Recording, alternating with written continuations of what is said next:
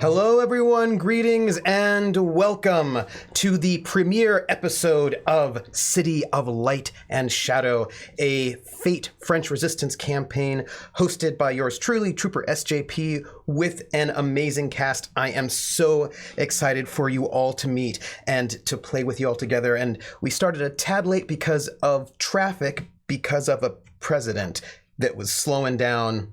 I know of no such thing. There was traffic. Well, I know all about it. I'm really upset. I don't handle traffic well.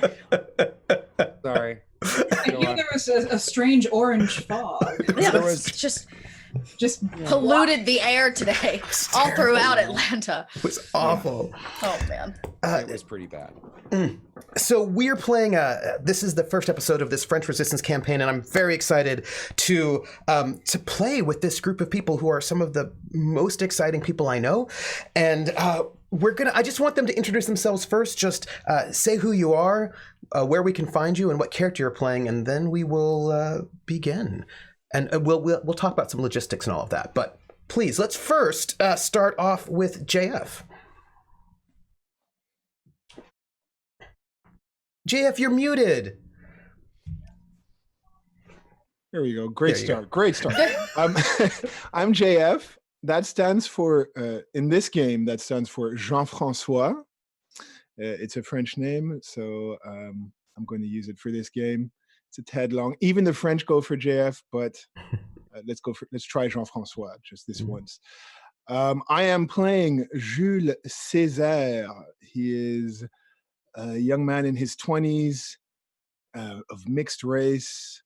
His mom is from the colonies, and he's a demobilized French soldier who has gone home without having had the chance to fight. And upon arriving home, he's faced with a few tragedies and problems and decides to join La Résistance, which is the underground movement for the liberation of France. So, yes, I'm looking forward to this. Let's go with the next up. We're going this basically alphabetical by Twitter handle. So next up is Stiver. Oh, There we go. Hello, everybody. I am James Stiver. You can find me on Twitter at I am Stiver, and I do some podcasting. I'm just on. If it's in Atlanta and it's a podcast, I'm probably on it in some way, shape, form, or fashion. So I won't even bother to talk too much about it. But in this game, I will be playing Tango, who's this American smuggler. And he's a SOE trained, just got dropped into Nazi occupied France, and it's basically fun is abound with that because he doesn't quite want to be there, and the things he was smuggling, he wasn't quite even doing it for, I don't know, the right reasons, mostly money reasons. So we'll see how he feels going forward. Money reasons can be the right reasons. Can be, right, depending on who's paying. Next how up, much. And how But much. never Nazi reasons. Never Nazi No. reasons. That is for That's sure. not. That doesn't even qualify as a reason. Right? Correct. Right. Correct. Our next cast member is the amazing Little Red Dot. Hi.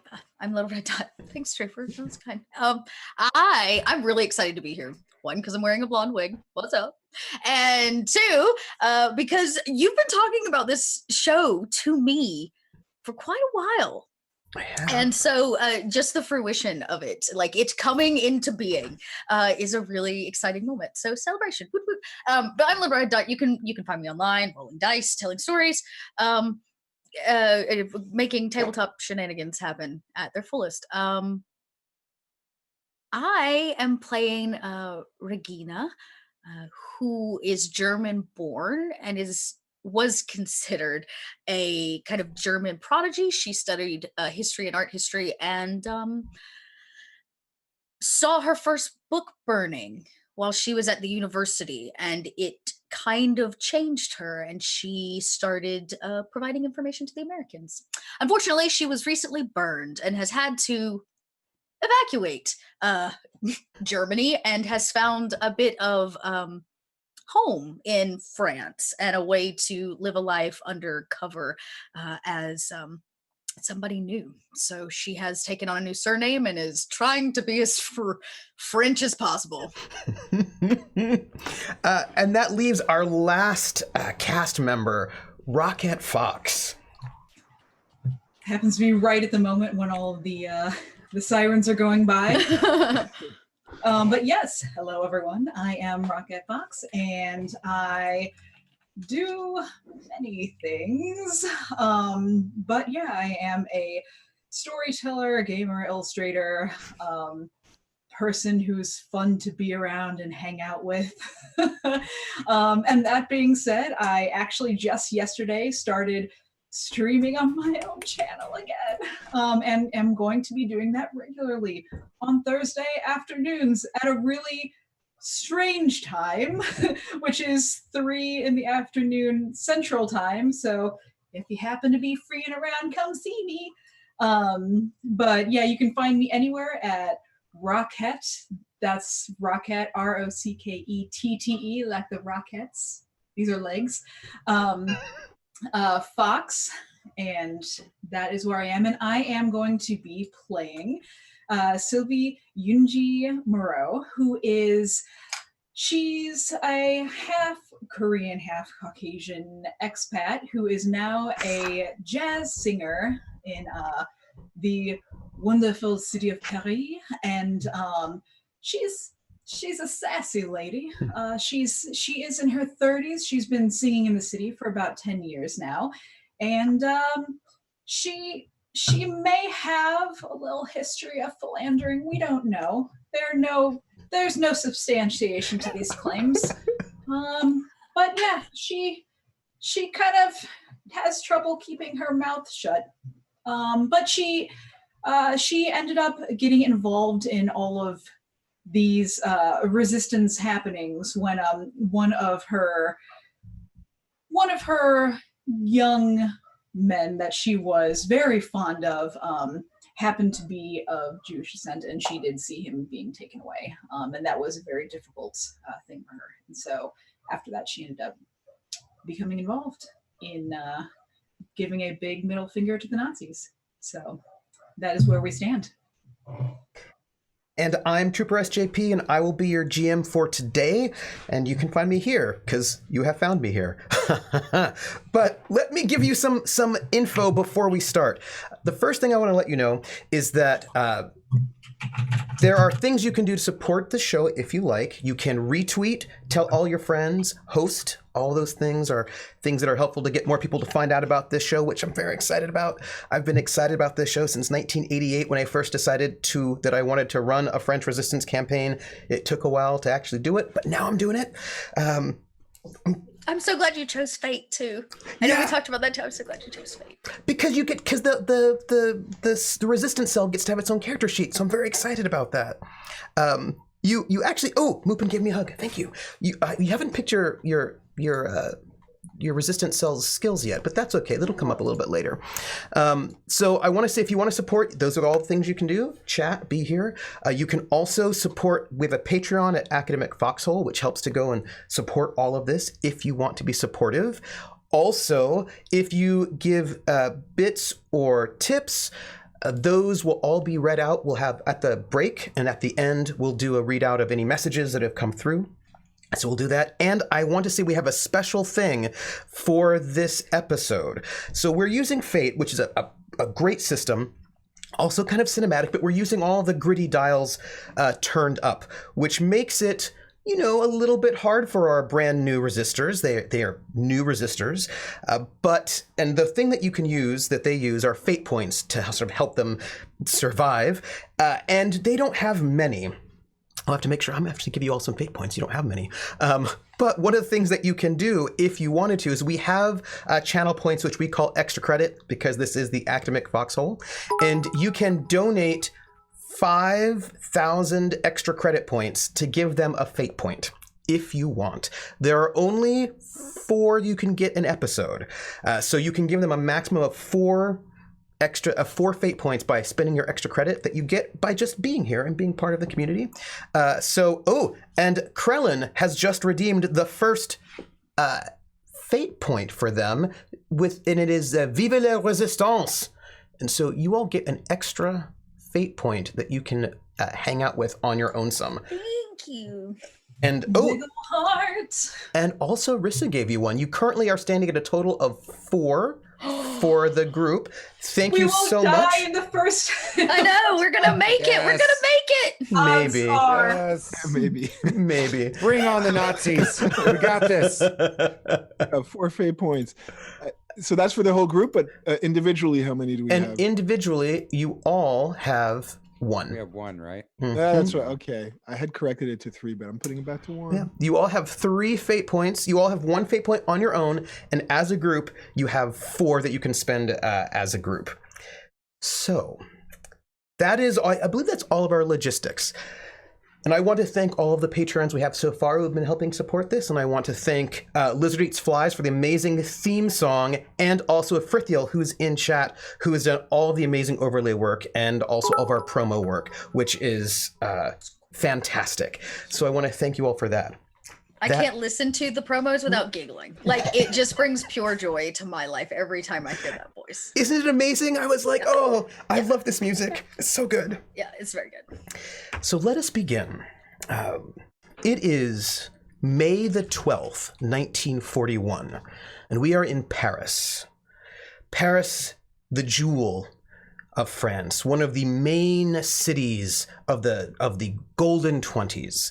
You had Paris, you had Berlin, you had New York, you had London, these cities where artists and musicians and people from all over the world, Tokyo as well, Shanghai, Buenos Aires, people would travel, and this was this amazing scene of jazz and of art and poetry and of writing and political thought, and amazing artists would travel from place to place. And Paris, the city of light, so named for the Enlightenment, was one of these jewels. You had some of the most amazing people, Gertrude Stein, Josephine Baker, Picasso. You have all sorts of folks flocking to what was at the time a truly international city that was a place of refuge and of hope for so many who thought this could be a place where they could find equality, fraternity, and liberty. And it was everything. And then, less than a year ago, June 14th, German troops marched into the city. Nazis marched down the Champs-Élysées into Paris. And a few days later, France capitulated to the Nazis. The armistice was signed, and just 2 or 3 days after that, Hitler himself was marching through the streets of Paris, and everything changed for the French. The Vichy government was established, a collaborationist government led by Pétain, who says that really the best thing for France would be to collaborate with the Nazis. And under that collaboration, they would be able to keep their colonies and keep some sort of autonomy. Of course, that autonomy was only puppet autonomy. And the northern part of France, the northern zone, the occupied zone, was completely occupied by the Nazis. And that zone included Paris, where everything was administered by by the Nazis. And life in Paris changed. Rather than what it had been before, all of a sudden you see street signs changed, things put in German with German letters everywhere, German soldiers everywhere. Germany, the Nazi government came to see Paris as a sort of a rest and relaxation place for their soldiers. So they would they had a policy of like every soldier should go to Paris once. And so Paris becomes this place where all sorts of German soldiers are regularly being sort of cycled through so they can see the sights. Which does mean that a lot of the nightlife of Paris, it doesn't stop, because that is actually part of the draw for the tourism from German soldiers. And so Paris, unlike the rest of France, where there's a curfew from 10 p.m. to 5 a.m., the curfew is not completely enforced in Paris, because people are out dancing to jazz, which Germans with the Nazis don't like, but it's fine, because the French will just explain that the jazz that they're playing is French jazz. They'll just rename the artists so they can get away with continuing their art. But of course, once the occupation happens, and it's been 11 months, life changes radically. First off, in Vichy France, the Vichy government passes a law saying that if you are not born of French parents, you can't work. That's not happening in the occupied zone, but that is a law, and becomes very clear that cultural policies are going to change. Vichy France is like Nazi Germany, a natalist government, wherein they believe that women's only good role is to be mothers and stay at home. They institute Mother's Day as a holiday in order to sort of encourage women to stay home and have babies. They passed a law saying that if women have husbands who can support them, they are not allowed to work. They've also passed forced labor laws for men, wherein men must work, and if men are not working, that's not going to be great for them. Women in France at this moment still cannot vote. So you have a space where women are often not working, perhaps, unless they're single. They're not allowed to vote, but they can move about the city. Women becoming some of the best people to do courier and espionage work because they can move during the day. But of course, occupied France passes more laws, more ominous laws. They start passing laws saying that if you are Jewish and you own a business, your business has to have a sign on it that says it's a Jewish business, and that Jewish citizens and members, Jewish people living in France, must wear a yellow star. And then the German government passes an edict called the Hostage Edict, wherein if anyone harms any German personnel in occupied France, the Germans will round up some French civilians and kill them in retaliation. And so they are threatening any kind of action against them will result in hostages and retaliation. And then in October, they start rounding up communists. Famous communists start getting arrested and just start disappearing. As a matter of fact, you start having lots of people just disappearing in the night, and you don't really know what happens to them. It's all unclear if who they got taken by. You have the Germans moving in and just taking over. All the great hotels, the Ritz, all the best hotels have been invaded and turned into the head of the Abwehr, the German military intelligence, or the head of the Gestapo. They're the headquarters. All the Germans have sort of come in and just taken over all these places and turned them into their headquarters. So these once great hotels are now housing Nazis. And sometimes they don't just stop at hotels. They go into the homes of people with nice chalets, and they will just kick them out of their homes and then just take them for themselves. And so you have the Parisians living in a moment where they've been ejected from their homes. They've got the military sort of invading all of their spaces. And they have recently started rationing. The Germans have decided that they need food for the war effort. And so they take 70 to 80% of all the food produced in France and ship it off to Germany, which leaves very little food for the French people.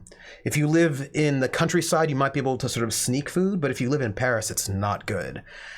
They have instituted rationing cards, and everybody gets a little rationing card for the week, which limits you to about 1,300 calories a day of sort of basic stores. And so getting food is difficult, and ration cards are very, very valuable. And people are, especially the old and the young, are suffering from malnutrition while German soldiers eat all the bounty of the countryside. There are demonstrations that get brutally shut down. Recently, there's not a lot of resistance, but there was a resistance movement coming out of a museum where these sort of historians and museum workers put together an underground newspaper, and they would sort of publish this underground newspaper and gather information. But they just, in February, so 2 months ago, all got arrested because they got a little bit too big and you can't trust anyone. And someone sold them out. And all of these academics got arrested, and we don't know what happened to them. They're gone right now. And you have now an anti-Semitic film just got released and is playing in the movie houses of Paris. And the Vichy government just founded their Commissariat Général à Questions Juives, so their organization aimed at coordinating to deal with the Jewish question. The French police have gone through Paris and taken a census of all of the Jews in the city and all of the foreigners in the city, just in case.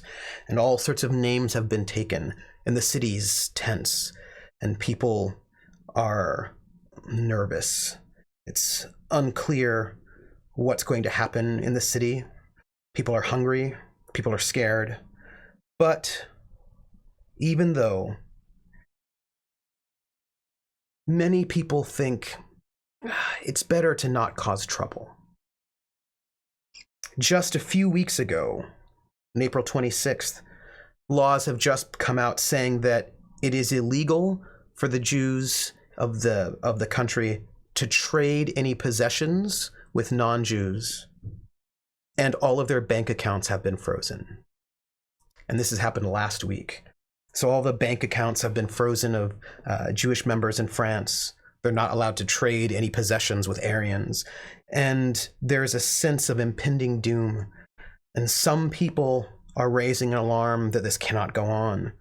But most people say, well, if we just keep our heads down, we'll get through this. There's no need to cause trouble or make it more difficult for anyone.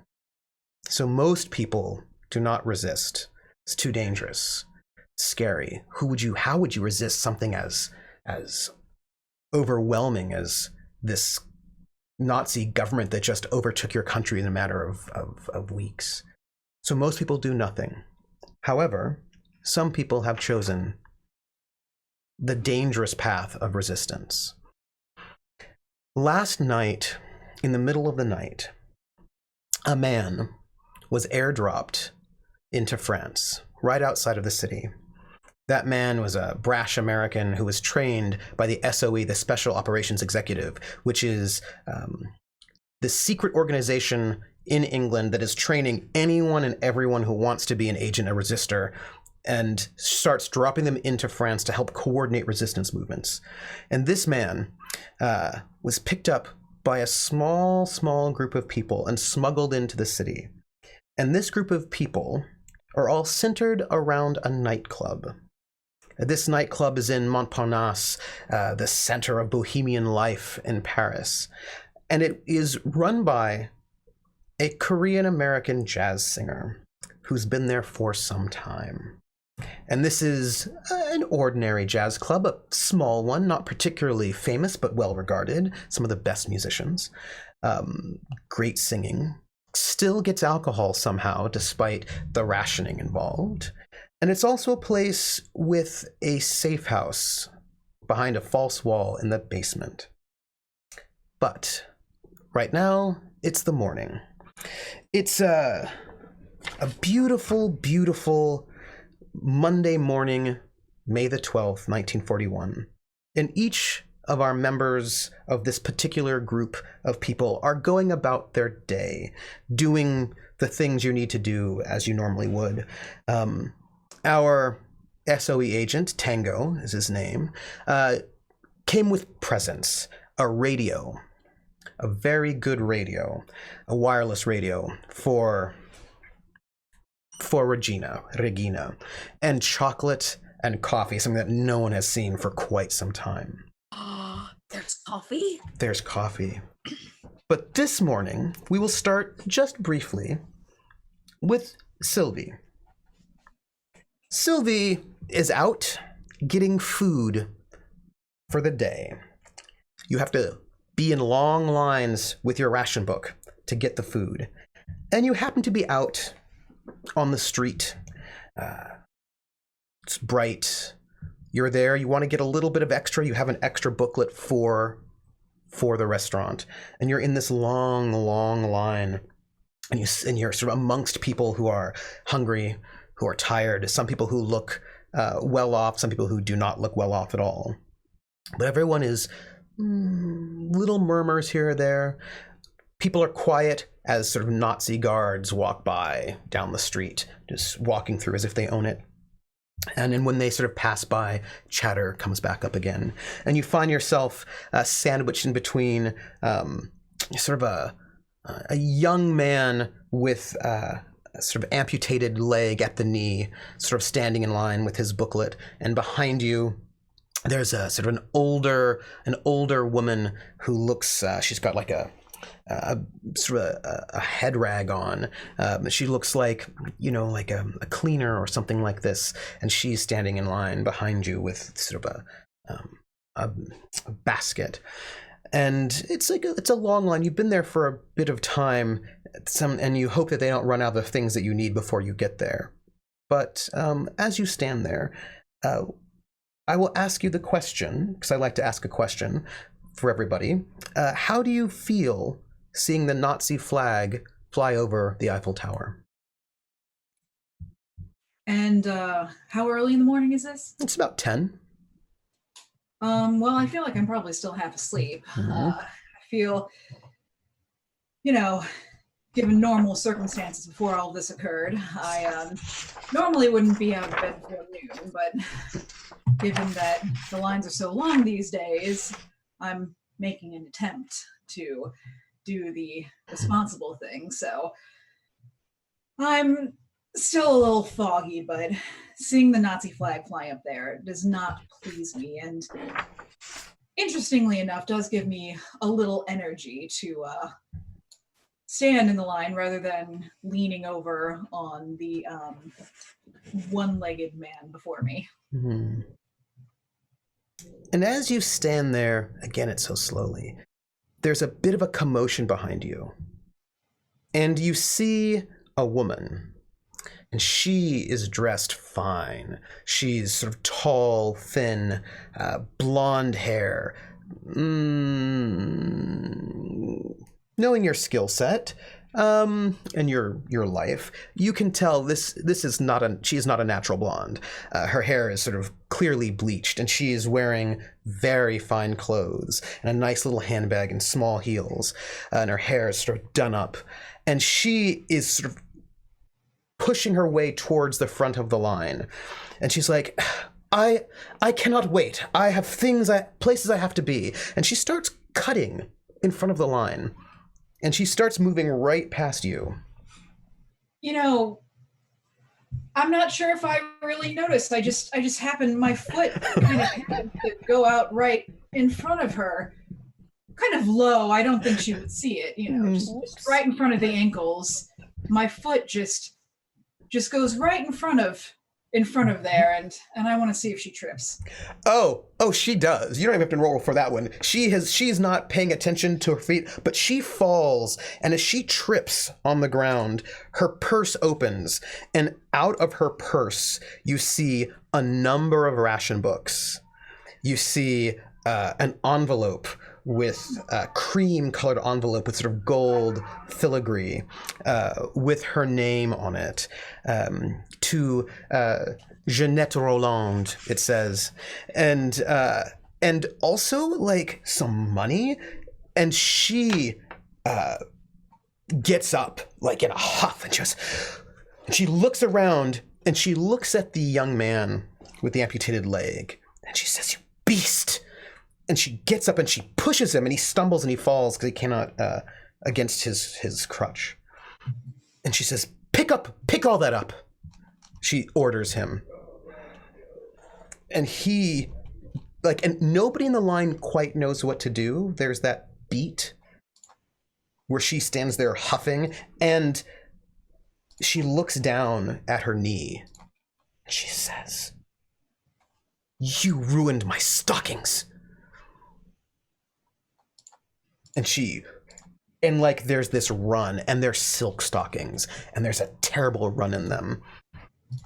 I'm going to go ahead and audibly chuckle. And if she doesn't hear me the first time, I'm going to up the volume just a little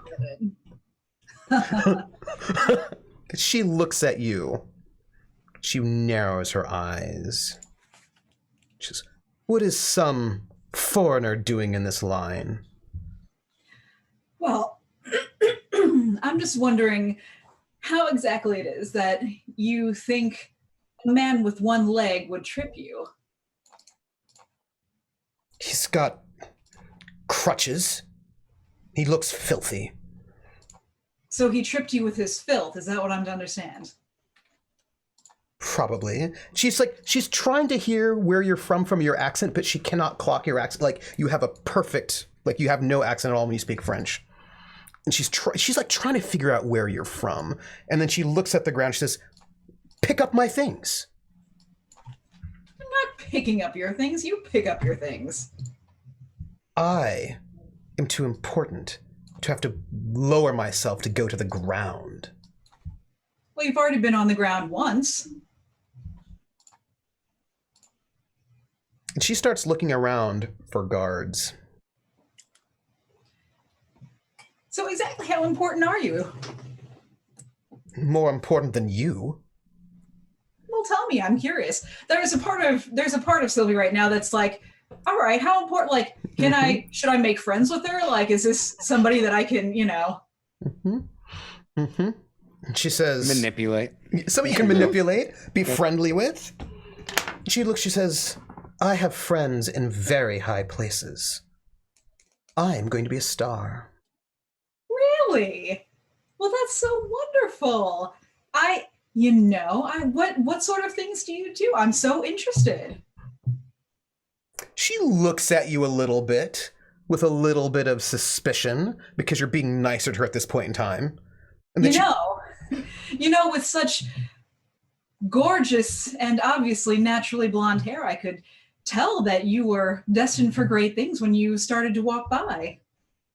Why don't you give me a rapport? This would be a difficulty of 0 because she is easily swayed with flattery. And I believe, let's see, let me pull my thing up. I do have rapport is +2. So you should be able to click on your character sheet and get that roll under the skill itself. All right, this is my first time doing this, so let's see. I didn't mean to do that. Ignore my academic roll. That was a total accident. Oh. I got click happy and tried it. Ignore that. Just ignore that. That did not happen. We're all just so excited. We want to roll things. I didn't mean to. I got click happy. Oh God, where's my roll? Wait, no, here it is. I found it. Oh, Wait, okay. no, I didn't add my thing. I didn't add my +2. Wait. It should, if you clicked on your skill itself, it should give it to you. Oh yeah. So let's say, so that's a 4, which is very good. You succeed. So in this game, for those of you who are watching, you're rolling your dice, and the better you roll, the better it is. So you succeed in your role, but you succeed by 4, which means you succeed with style. So you get to put a little bit of a condition on her that you get to use one time only. And I think the condition is that she's flattered. And you get a free invoke on that flattered. So if you need to make another roll against her, the next time you have to make another roll where her being flattered by you will matter. You get a free +2. Fantastic. And she looks at you, and she waits, and she says, and she looks at the young man with the amputated leg, and sees that he's still not, and she gives him this look, and he sort of starts leaning down to sort of pick up her things and sort of scoop them into her purse. There's a lot of things on the ground, and then she turns to you and she says, "Well, I'm a singer." A singer? My, how interesting. Where do you sing? Well, I've not yet received any positions, but I have an acquaintance who I think will get me a position somewhere. And who's your acquaintance? I do happen to know a fair number of people around the city. Well, I can't imagine you would know my acquaintance. And the way she says acquaintance makes you feel as if acquaintance is perhaps a little bit more intimate than just a friend. Well, I'm dying to know. Maybe it's somebody I've heard of. Well, have you heard of Colonel Helmut Wilhelm Falke? Oh, I've heard the name here and there. My, that's so very exciting for you. Yes, he is the head of German military intelligence for Paris.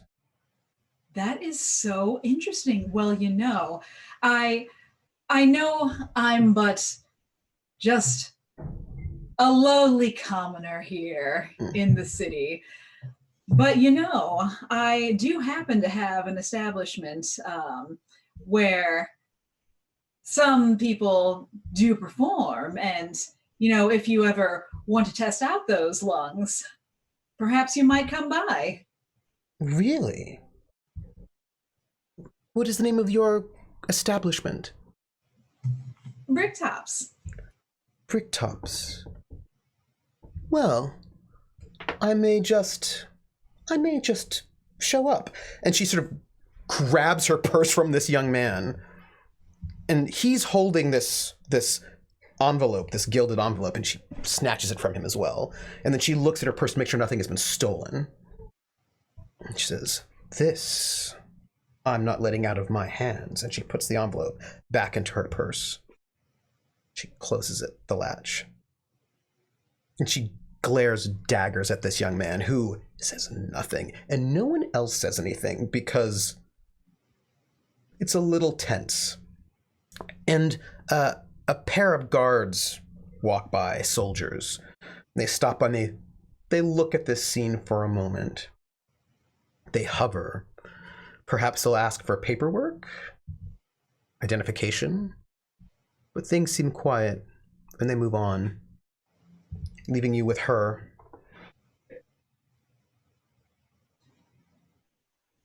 Well, if you ever do decide to stop by, make sure to ask for Sylvie. That's me. Sylvie. I'm Jeanette.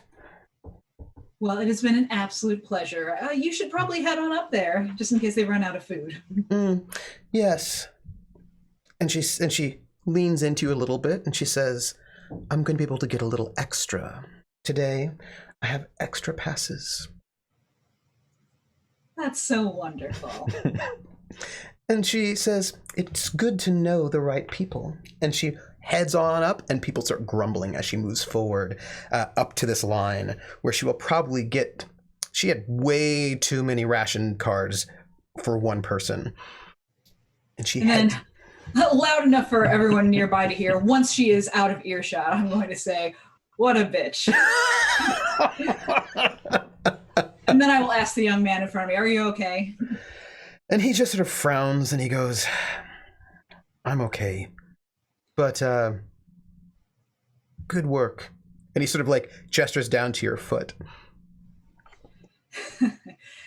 And as for you, well, stop by the club sometime and I'll make sure you get a drink. Thank you.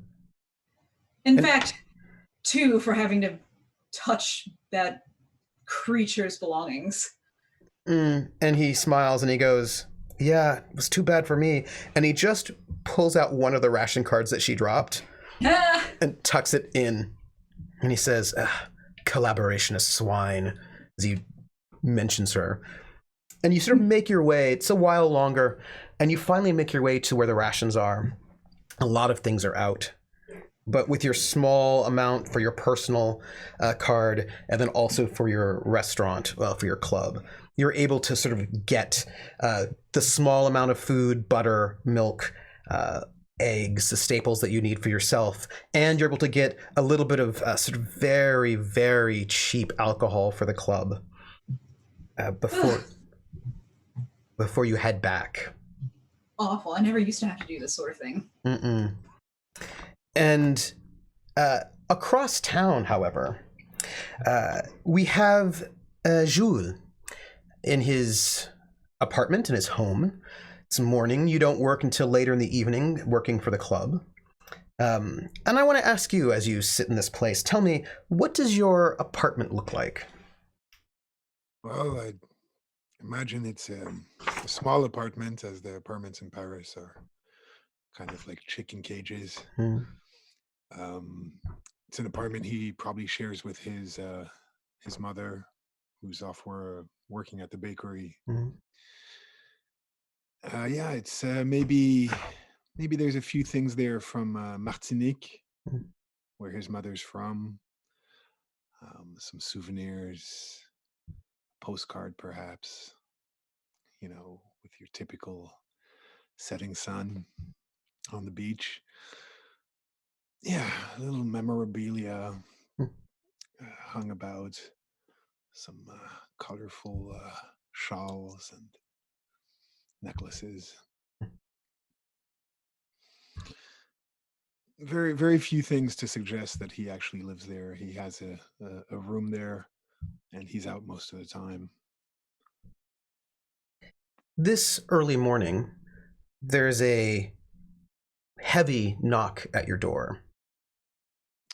All right.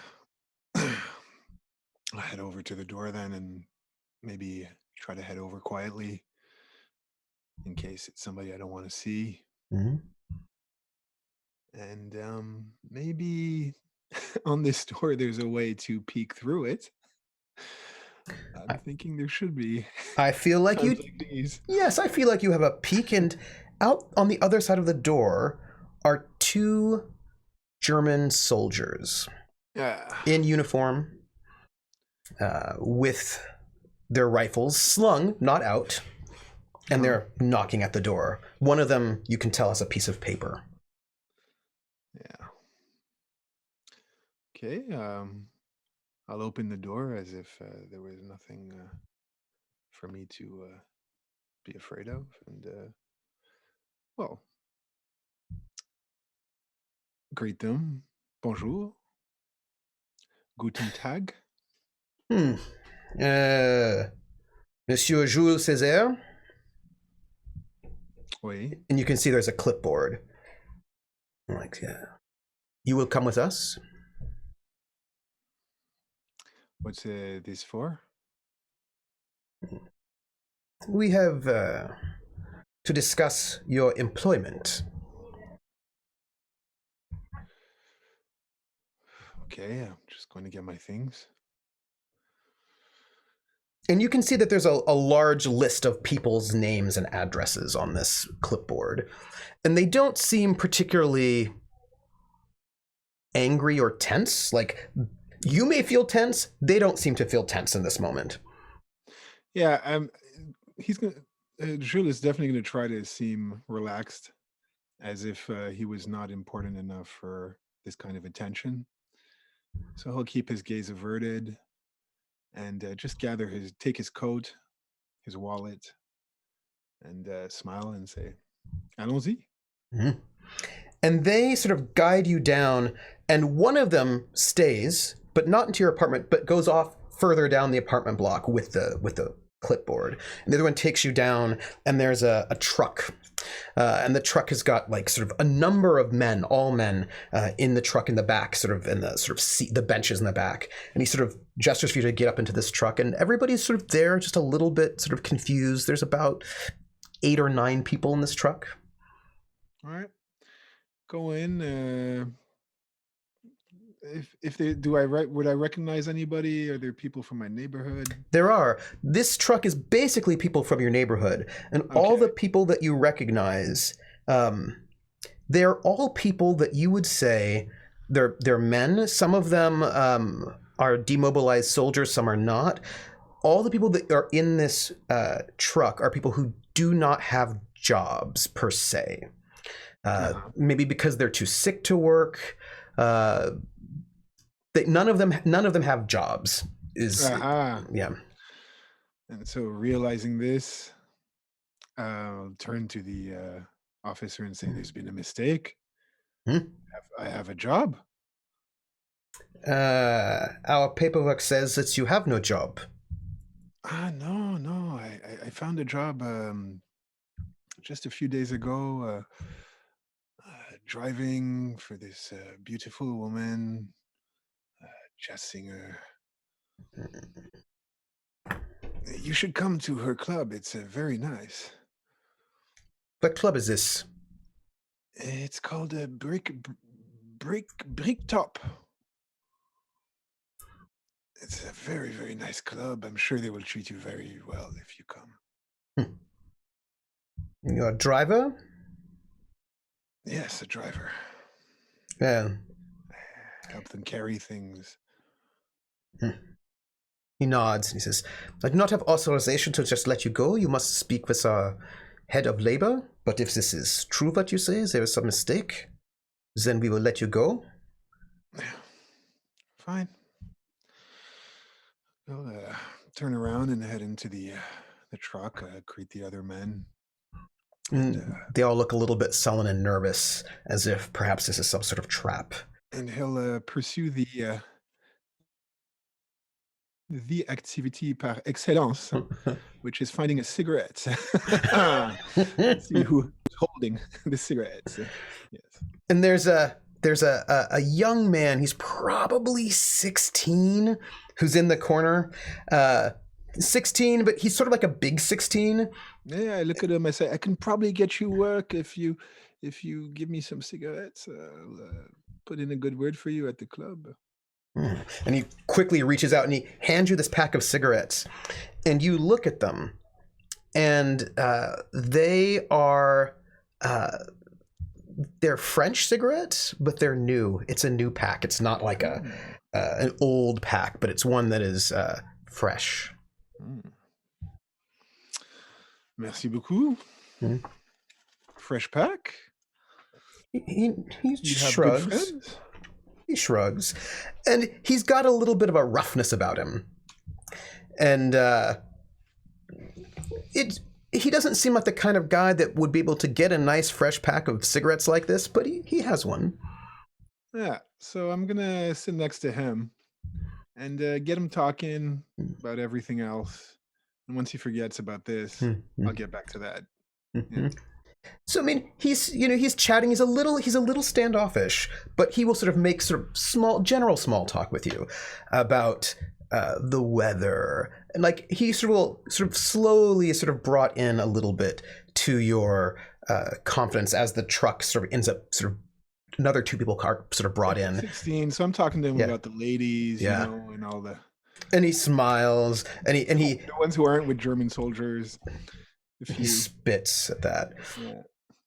And when you talk about the ladies, he smiles and he says, hey, do you know Marie? And she works over at the flower shop? Oh, yes. Yes. Yes. She's nice. Yes. She's nice. She doesn't know I exist yet, but I will buy her something. Yes. Or I will gift her something. How will you do that? So you have these fresh cigarettes, everything. You have no money. Where are you getting all this? Sometimes things fall off of trucks. Ah, yes. Hmm? You know a good place to pick them up? Sometimes. This is very interesting. Maybe you can show me sometime, huh? We'll get you into the club and introduce you to those jazz singers. Are there dancers? Oh, yes. The most beautiful woman in Paris. Really? Oh, yes. Yes. No, you lie. You lie. I will show you more beautiful than Josephine Baker. No. Yes. He looks at you. He looks you up and down for a moment, just trying to assess you. Why don't you give me a rapport?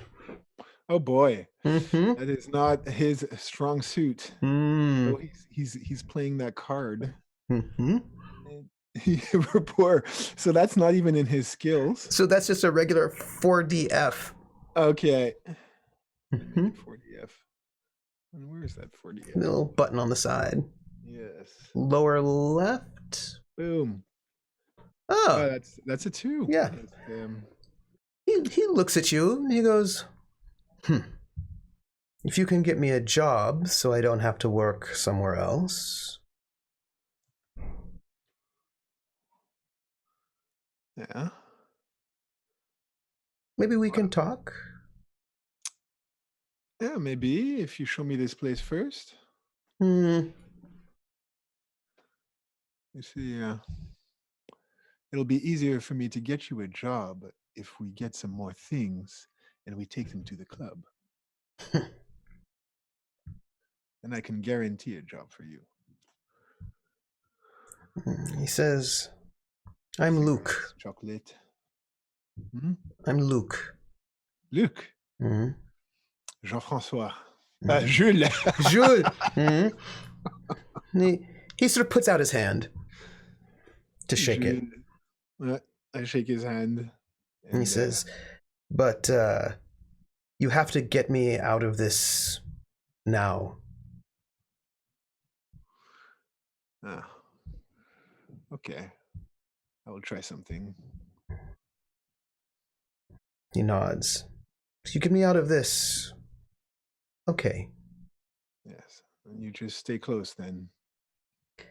And they bring you in to what was a really nice hotel. And the soldiers lead you in, and you are sort of standing there. They bring you up to this whole group of you in front of this bureaucrat, this German bureaucrat in his uniform. And you're not the first of the line, and you can tell he's going through each one, and he's sort of confirming that they don't have any jobs. And then he's assigning them jobs, that they have work to do. And as you listen a lot, and of course people complain, right? There are people who say that I can't, I have to take care of my younger sibling. You know, my mother was killed. I have to, I can't. And the French love to do this. Yeah. And he doesn't care. This Nazi official does not care. No matter what the sob story is, no matter what it's always being people passed off. He sort of goes through their qualifications and he assigns them jobs.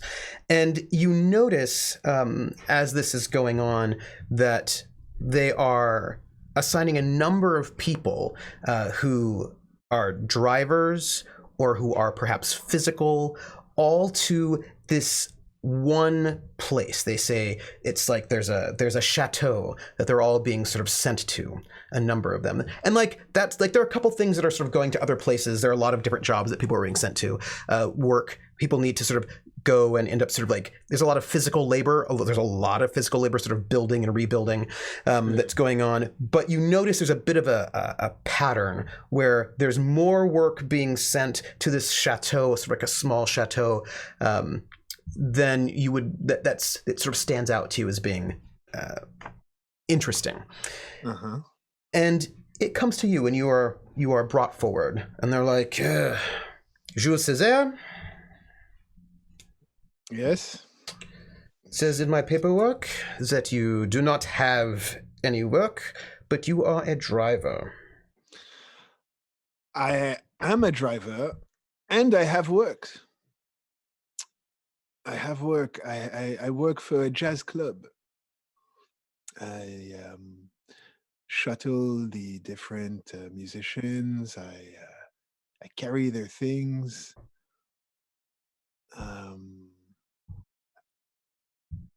I just found this job a few days ago. It's difficult, but I think I would like to keep doing it. Very difficult hours. What hours? Well, it's mostly in the night time, so. Yeah. It says here you were in the French military. I was a cook. Yeah. So Give me the name of this club. the name of the club. It is the name. I just started working there. The brick top. Takes notes. One moment. And he gets on the phone. But so you should really consider coming to this club.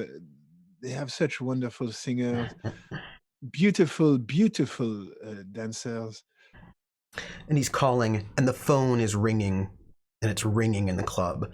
And there's one person who's there right now. That is Tango. Great. Oh no. Oui. All right. Because the club is closed. That's the guy I need right now. And there's What only that one is- person there. That's the one person I needed. I would love if almost like a noir film, the phone's ringing, but from Tango's perspective, he's looking out the window at the Nazi flag flowing, but he has a cup of coffee, but he still looks angry. Like, maybe I should answer that. It's very insistent. It's ringing. Okay. All right. I'm gonna come over and I'd be like, whoever you are, do you have cigarettes? I have traveled an awful long way and I have no cigarettes. Looking out the window, I'm seeing everyone in this country has cigarettes and I have none. Are you saying this in French or English? No, now I'm going to switch to French. Hello. Bonjour. Bonjour. I'm sorry. Bonjour. What is the name of this place? What the name of this place? Right. And it's gonna give me just a second. He looks up. Oh yeah. Brick Top. Brick Top. Who is this? My name? I'm Brick Top Tango. So they call me. It's my name. He looks at you, Jules. He's, what is your job? My job? My job? I'm the heart and soul of this jazz club. Not only am I the heart and soul, but I also clean up. I do some of the accounting. And you just sort of look around for motivation. I clean windows. They're just gonna kill him. They're not even gonna assign him a job. They're just gonna take him out and shoot him. What else what's your job? Who are you, by the way? I'm gonna need a deception roll from you. Some kind of that's deceive. my highest thing I can do. So Give me some deceive here. And he says, I am in charge of labor for the city, for the German military and government. Ooh. Yeah. That's a wow. 4. That's very nice. And that's when I'm just gonna like you can't see it from like the camera is panning over the Tango. He's now put his coffee cup down, and then he goes, "Ooh, that is very nice, very very prestigious of you. Well, I'm very honored to be getting a call from you. Then, You sound American. do I? You do. Oh, well, I'm sorry. It's a nasty habit I picked up along the way. I don't know quite where from, but it just spits out every so often. I need you to confirm that your workers here. Oh, right. I have workers everywhere. I'm also a manager. I manage people, lots of people. Who do you want me to confirm? Give me the names of the people who work at your establishment. Oh boy. Ooh. Is there any point during this that I could arrive back with food? Give me a little bit more time. Yeah. Yeah, no, I'm happy to watch this This train wreck. Yeah. Well, let's see. There's Regina. Go on. Yeah. No, there's obviously me, Brick Top Tango. Yes, go on. There's also, oh man, there was this. He never, you know what? He drives a lot. He's a great driver. He does all kinds of drivey things. Go on. His name is Jules. Jules? We just picked him up. Or he picked me up, because it's a driving joke. You know what I mean? I see. You got to make some jokes every so often, right? Yes. Americans are very much a joke. And he just hangs up on you. And he looks at you and goes, your employment is confirmed. Yes. However, we are going to need you to do a little... tell me, what sort of qualifications you have for driving? Can you drive heavy trucks? Heavy trucks? No. I just drive the cars.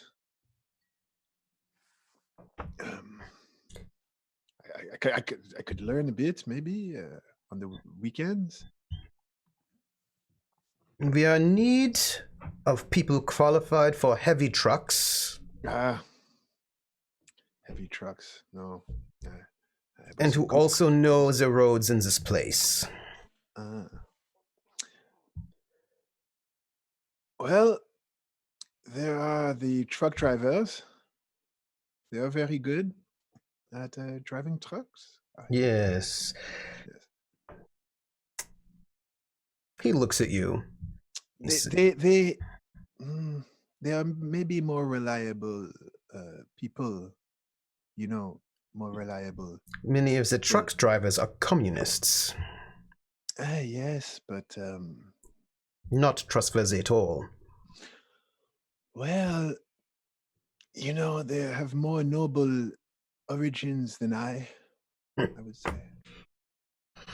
He looks at you and says, you will have a very brief, because you have employment, job for us. We will need you to deliver some things. We'll report tomorrow morning, 9 o'clock. And he writes out an address. It will only be for this morning, and then you can go back to your jazz evenings. And he hands it to you. Thank you so much. I hope you come by. I don't like this American music. Okay. We also do cabaret, French singing. Maybe. Yes. But tomorrow, report for duty. You'll have mornings, and then we will find other people. We're in a bit of a shortage for drivers. I will try, and if I think I feel confident I can work more for you, I will be very happy to do so. All right, next. And he gestures to Luke. So I'll just step outside and wait for my next cigarette. And Luke looks at you as you're baiting stuff outside as he's being called in towards this. But Luke, you don't know. I'm sorry. This boy, he works with me. I am teaching him. He helps me to carry things. He's very useful. We should work together all the time, together. I will put him on the same duty with you for tomorrow. Thank you, sir. Thank you so much. But we will have to look into this club to see if there are people who do not need to be working there. It's a waste of your time, but if you must. Yeah. And he hands a piece of paper to Luke, and he dismisses you both. Au revoir. And you walk out, and the young man says, well, I still have to work tomorrow morning. What is this? Yes, but just one job, and then you can show me, yes? You can show me where you find the goods. I need a longer job than that. And well, you're going to have to work with me at the club now, Luke. They will be watching us. Okay. I will meet you at the Chateau du Mans tomorrow. Le Chateau. Yeah. And Tomorrow morning. he frowns as he makes his way out. Maybe we can steal some bottles of champagne. And he gets this little twinkle in his eye with that thought. Mhm. Now, across town, Regina is walking the streets carrying a bag. Walking the streets. Carrying a bag. It's just a small bag. It's a bag of knitting supplies, I would say. At least that's what's on the top of the bag. There's some yarn. Underneath is a radio. You have to, this is it. You're going to transmit and make your first connection with London. But the thing about radios is, you cannot broadcast from the same space more than once. It's dangerous. Because the city, and as you're thinking of this, you see one of these vans. It's a large van with an antenna on top, a detector van, and they're always roaming the streets and the countrysides, seeing to pick up if they can pick up any kind of illegal transmissions. It takes them maybe a half hour to zone in on someone, and if they catch you with a radio, that is instant death. Being a radio operator is one of the most dangerous jobs a person can do.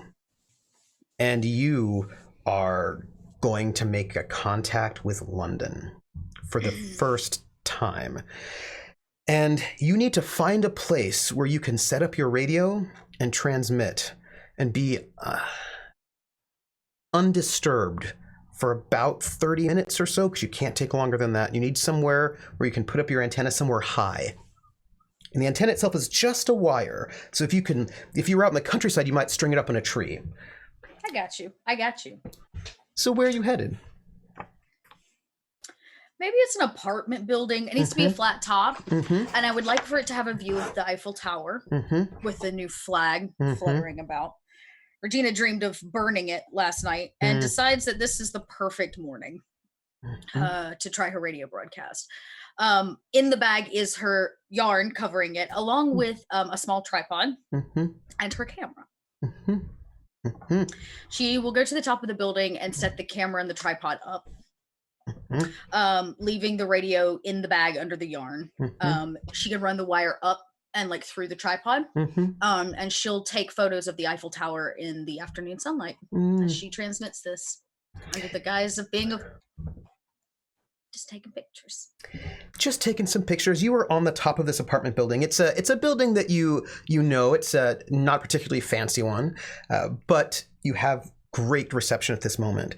And you pull out. You've got your hand inside this bag, and there's the little Morse code clicker, and it's in there. And this is a continuous wave radio, which means it's always sending out a signal. And you have to give me 3 successes on, I think you've got electronics. Each attempt will take you 10 minutes. Okay. And you've got to transcribe all of this Morse code coming in as well. Okay. You know what? This seems like the perfect time to spend a fate point. We got them in the droves, so I'm going to spend one. What to justify that? I used to transmit signals all the time when I was undercover in Germany. As a burned informant? As a burned informant. So I will use my troubled aspect here to help me out. Okay. So what does that allow? That adds +1 die? +2. Okay. Or you can re-roll all your die if you fail really poorly. It's up to you. Okay. Well, let's just get the first roll. Roll number 1. Give me your electronics. Okay, I got a 2. I got a 2. You have a choice. 2 is good enough to give you 1 success. If you spend the fate point, that gives you a 4, which means you succeed with style, which means you get basically 2 successes, which makes you move faster. Yep, that's the plan. Okay, so I'll go ahead and move that up to a 4. Okay. Move the job faster. Morse code like nobody's business. My hand's tapping away in that bag. Actually, you know what? Could I have it on like an elongated thing so it looks like the clicker for the camera? Yes, you can. So I'm like as fast as my hand can go, trying to get Morse code out, making it look like I'm taking photos. All right, one more. Okay, here we go. It's been 10 minutes. It's been 10 minutes. Okay. So you are there. You know if it takes you too long, they will catch you. And there's no talking your way out of having a radio on you. And you are clicking away and you're hearing Morse code and you have to take notes. You've got to write down what the code is. What's coming back. What's coming back. And where are you writing it down? I have a journal. I keep a journal on me. I like with a messenger bag. So I guess I break it out and I begin writing, though I think I probably write it in another code.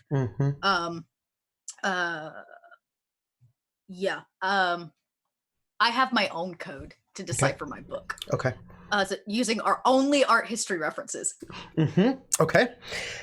You write this down. You don't even have time to decode it right now. At this moment to decrypt it. Right. You just sort of write it down, and I imagine you sort of smuggle it away. And it's about 20 minutes when you and I will just note that as you are listening to this person, this is your first time listening to this person on the other end of the wire.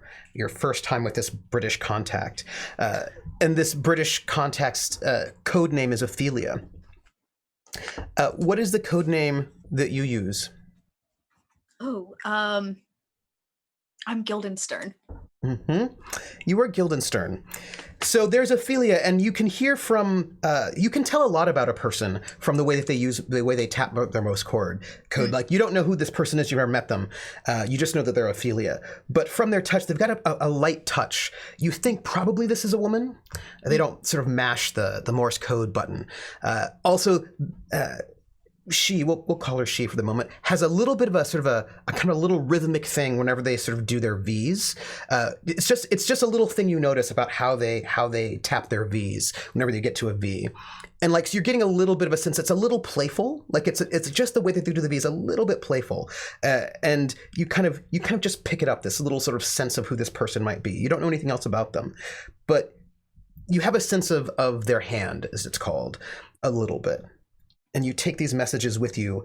Do you want to decrypt them? Where do you want to decrypt them? Not here. No. Not here. I will, if everything is good, I will go over to the camera and actually take a couple shots because I want them. She would want them. Let me ask you a question. I have a question for you. Have you ever, before the war, did you ever go on holiday to France? You have excellent French. Oh yeah. Sure. If that was something that like wealthy German families would have done, probably. Yeah. What was it like back then? Before? Yeah, like you're back now, right? In a place that you'd been on holiday, the amazing Paris, and it's now in very different circumstances. What are your thoughts about this moment, or give me a memory from back then? Well, I think I'm not the same person that I was. I would have followed my parents everywhere they wanted to go. Probably big fancy dinners and tasty foods. They would have drank lots of wine. Yeah, we would have gone shopping. It's so different now. So different. Hair would have been, my mother would have had my hair perfect, and all those kinds of things. And after I pack everything up, I think back on this memory of what Paris was as I walk into a small cafe and sit down and break out a couple books, roll a smoke and sit and decode this thing. They're art history books. And it's the perfect place and cover in public to decode it. And you're working on this decoding in the moment, and the system that's used, because you nowadays we use electronics, but there's that transition time where you have to have a code book itself. And having a code book is super dangerous, right? Like having a code book is not great. So there was a method that was used at the time called poem codes, and what would happen was that each person would have a poem that was their poem, and you and Ophelia share a poem together. that has to be at least 26 words long, and it can be a fragment of that poem. Right. What poem do you think would be Regina's poem? This is romantic. Yeah, this is intense. Okay. I am here for all of this. Yeah. Keep going. All right. Okay, slow down a little. There's a little Shakespeare at play here. I feel Yeah. like it would be a sonnet. Uh-huh. If we're sticking with the theme. Mm-hmm. Let's do what was that one I used to love? Let's see if I can remember it. All right, we want to stick with love. This will work. We'll do sonnet 116. Mm-hmm. Okay, do you want me to send it to you? You know what, chat? You want to know what it says? Yes, please.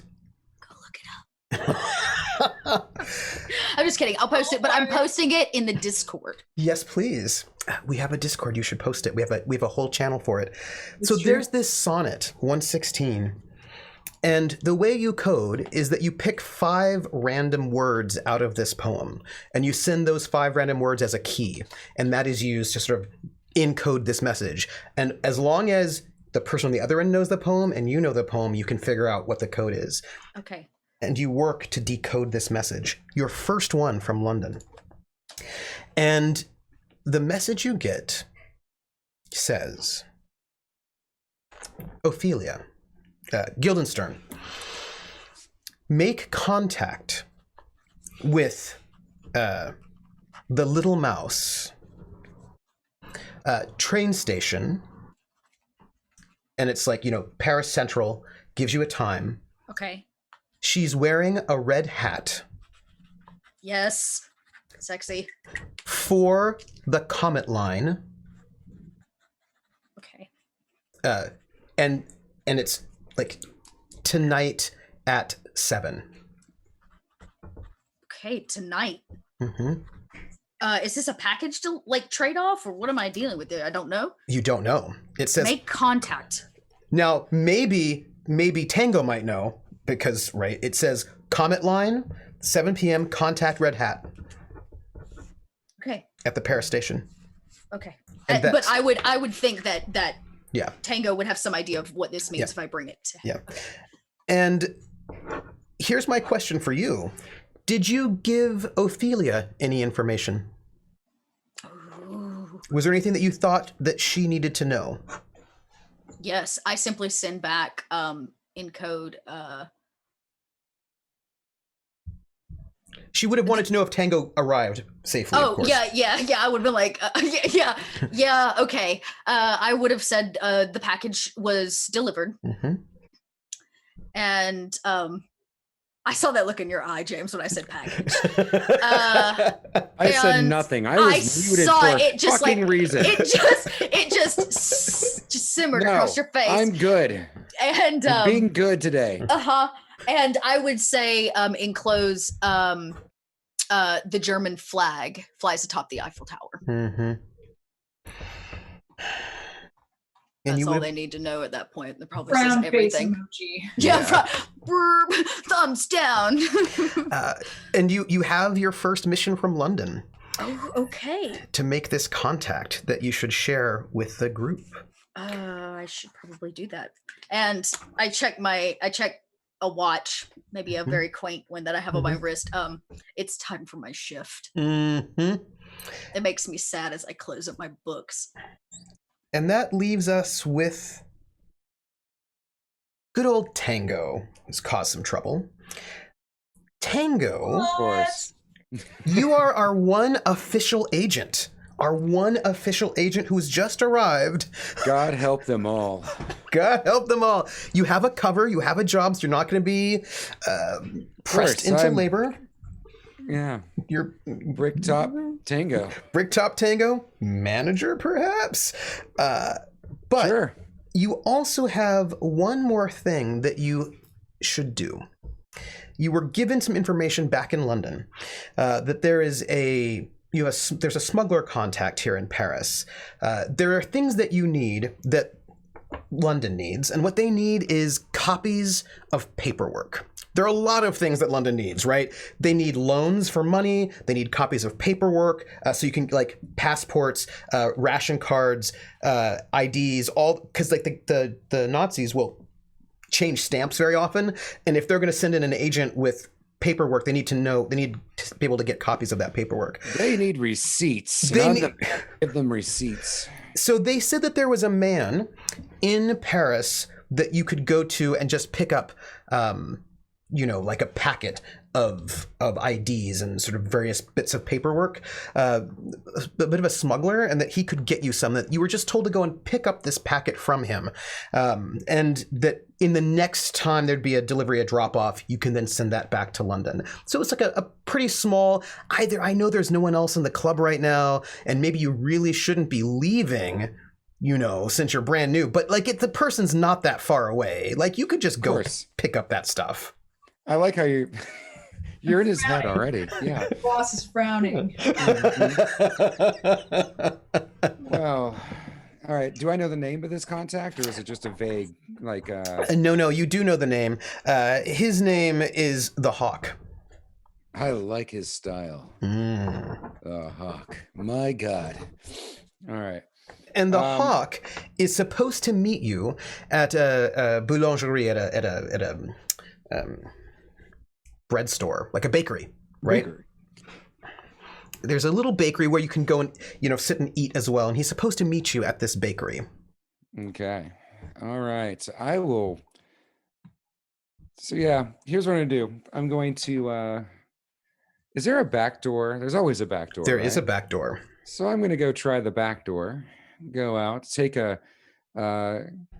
Act like I need to be out in the back door because I'm used to this kind of thing in a smuggling con man operation. I walk out into the alley as though I meant to walk out into the alley, of course. I tighten my tie and I look down. I still have no cigarettes and I curse loudly at everything. But I calm myself down. Is there anybody in the alley right now? Well, the alley's quiet. Okay.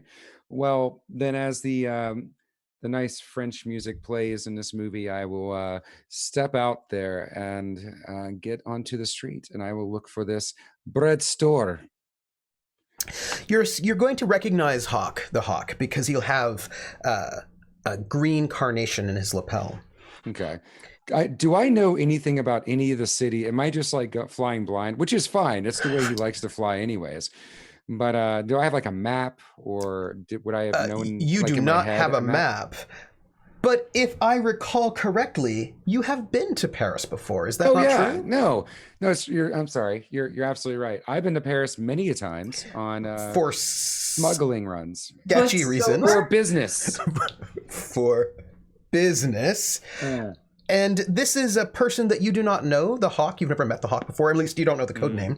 But you were told that this is a person that London knows that is one of their sort of resources for paperwork. And you don't know necessarily how this person gets the paperwork, but gets paperwork. And you're just to pick up a package. Okay. Then I'm going to find this bread store.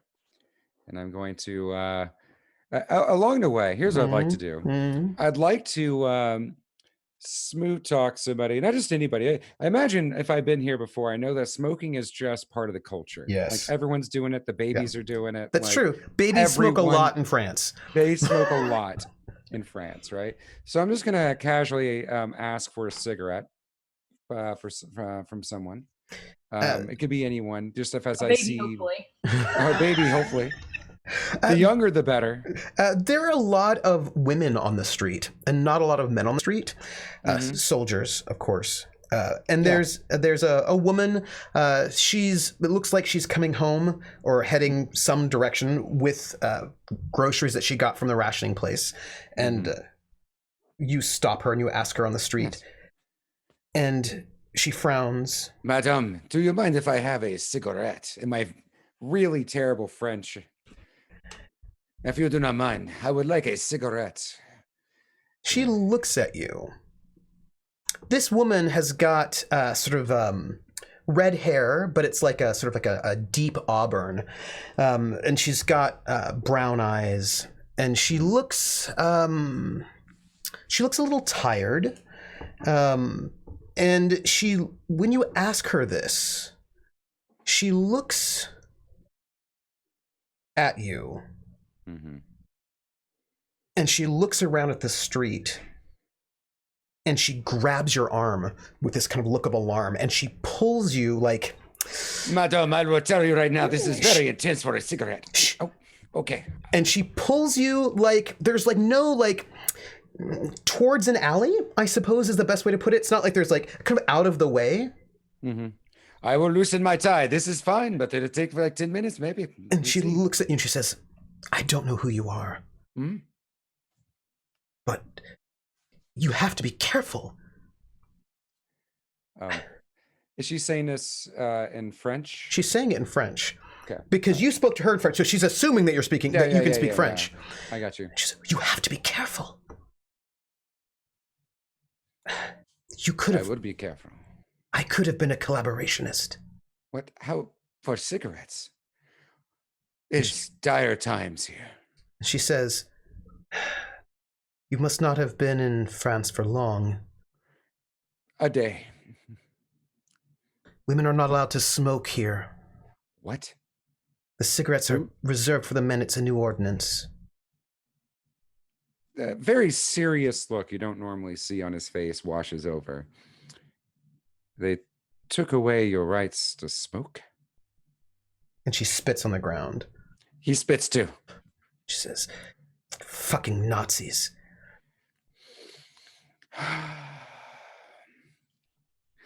Look, this is awful. I'm sorry. I mean that. You are still able to smoke anyways, right? So you're just going to keep doing that? You're going to keep smoking? Damn them, keep smoking. Yes, when I can get them. Of course. Now listen, you look tired. Are you going by the bread shop? Oh, which one? I tell her the bread shop. Like, let me carry your things. Let's go. And she hands them to you. And she says, what name can I call you by? Tango. Tango. I'm Yvette. Yvette. Madam, it is wonderful to meet you. And I am sorry I almost got you in trouble. I didn't know it was these hater of women here are among us. Oh, but women are all mothers here. Yes. She says, I just didn't want you to get into trouble. You ask that question to the wrong person, it will give you away. Well, you maybe saved my life and your own, and you put your own in danger. So thank you so ever so much. She says, come on now. What are you? Are you British? Are you American? He just leans in and goes, I'm Tango. Now, come on, darling. Let's go. She smiles, and she just like puts her arm through yours. Oh, absolutely. As you're walking, and I walk out triumphantly. You know, I didn't get a cigarette, but I think I got something a little bit better. She says, Tango. She says, it's a beautiful dance. No. True story. I don't know how to do the tango. Oh. Maybe you could teach me someday. I could. That was very good. Ever, we do a little dancing over at the jazz club. Which one? Come by sometime. Bricktop. Oh. Well, I'm the manager there, actually, so, no big deal. One day and you're already a manager. Kind of inherited the place, if you think about it. What? Some people are liars. Some people con the world. It's true. Yep. Some people con the world. And you come up to the bread store, and she says, well, this is where you're going? This is exactly where I'm going. I know you're definitely strong enough to carry your groceries back to your place, but just want you to know I appreciate you. Keep your chin up and tell everybody to do the same. and smoke everywhere you can. Don't get caught. She takes her bags and she says, "Oh," and she gives them back to you. Oh, And then she goes What is into this? and she goes into her purse Oh. and she brings out a small piece of paper that's been folded up quite small, and she slips it into your pocket, and then she takes her groceries back, and she gives you a wink and she heads off. Tango gives his patented wink. Of course. Oh, still don't have a damn cigarette, but here we go. He's gonna walk into the bread store. And the bread store is quiet enough. There's an older man who's got sort of like, he's sort of wiry and thin, and when people get old, they often get either really pudgy or super I'm there thin. right now. You don't have to tell me that when people get old. All right. And he's got there's this thin fellow, and he's there, and he kind of sees you, and he says, "Bonjour." And in this place, there is a woman waiting in line who's being helped, and in the corner, there's a man. He's dressed like a lower middle class businessman, perhaps. He's wearing a suit and tie, but it's not a particularly nice suit. And he's sitting there, and he's got this little green carnation, and he's drinking a cup of coffee, and he's got a Cup of coffee, you say? Well, I hear that shit's rare. it's not actually coffee. It's water flavored with chicory. It's ration coffee. It's not actually coffee. It's soy coffee from coloring. Cyberpunk. Yeah, it's actually just bad, but it's just bad. It's what you got, right? It's bitter. Okay. And he's got like a small croissant, and he's there, and he's got like a small sort of wrapped package. It's like brown paper wrapped with string that's by his side, and it looks like you know when you get dry cleaning and you've got your shirts folded? Never done dry cleaning. This is going to be lost on me. It's laundry. It's like if you get your Just shirts kidding. Sorry. laundered, it's all like folded up. So it looks like he's got sort of shirts laundered there, Yeah. and he's sitting off in the corner. Okay. First and foremost, I'm going to say bonjour, everyone. Bonjour. And there's this sort of like, people look at you and they're like accent. Yeah. And they sort of narrow their eyes. Wave at everybody. Hope everyone's having a lovely morning. And the man running the shop says, "Can I help you?" I believe you're already helping this fine woman right here. He nods and he goes back And to I'm the going to woman. come over and just kind of be very playful with her. It's like, he is taking care of you, isn't he? And she looks at you and she says, "I'm married." Oh. Not for long with that attitude. I'm just gonna walk off.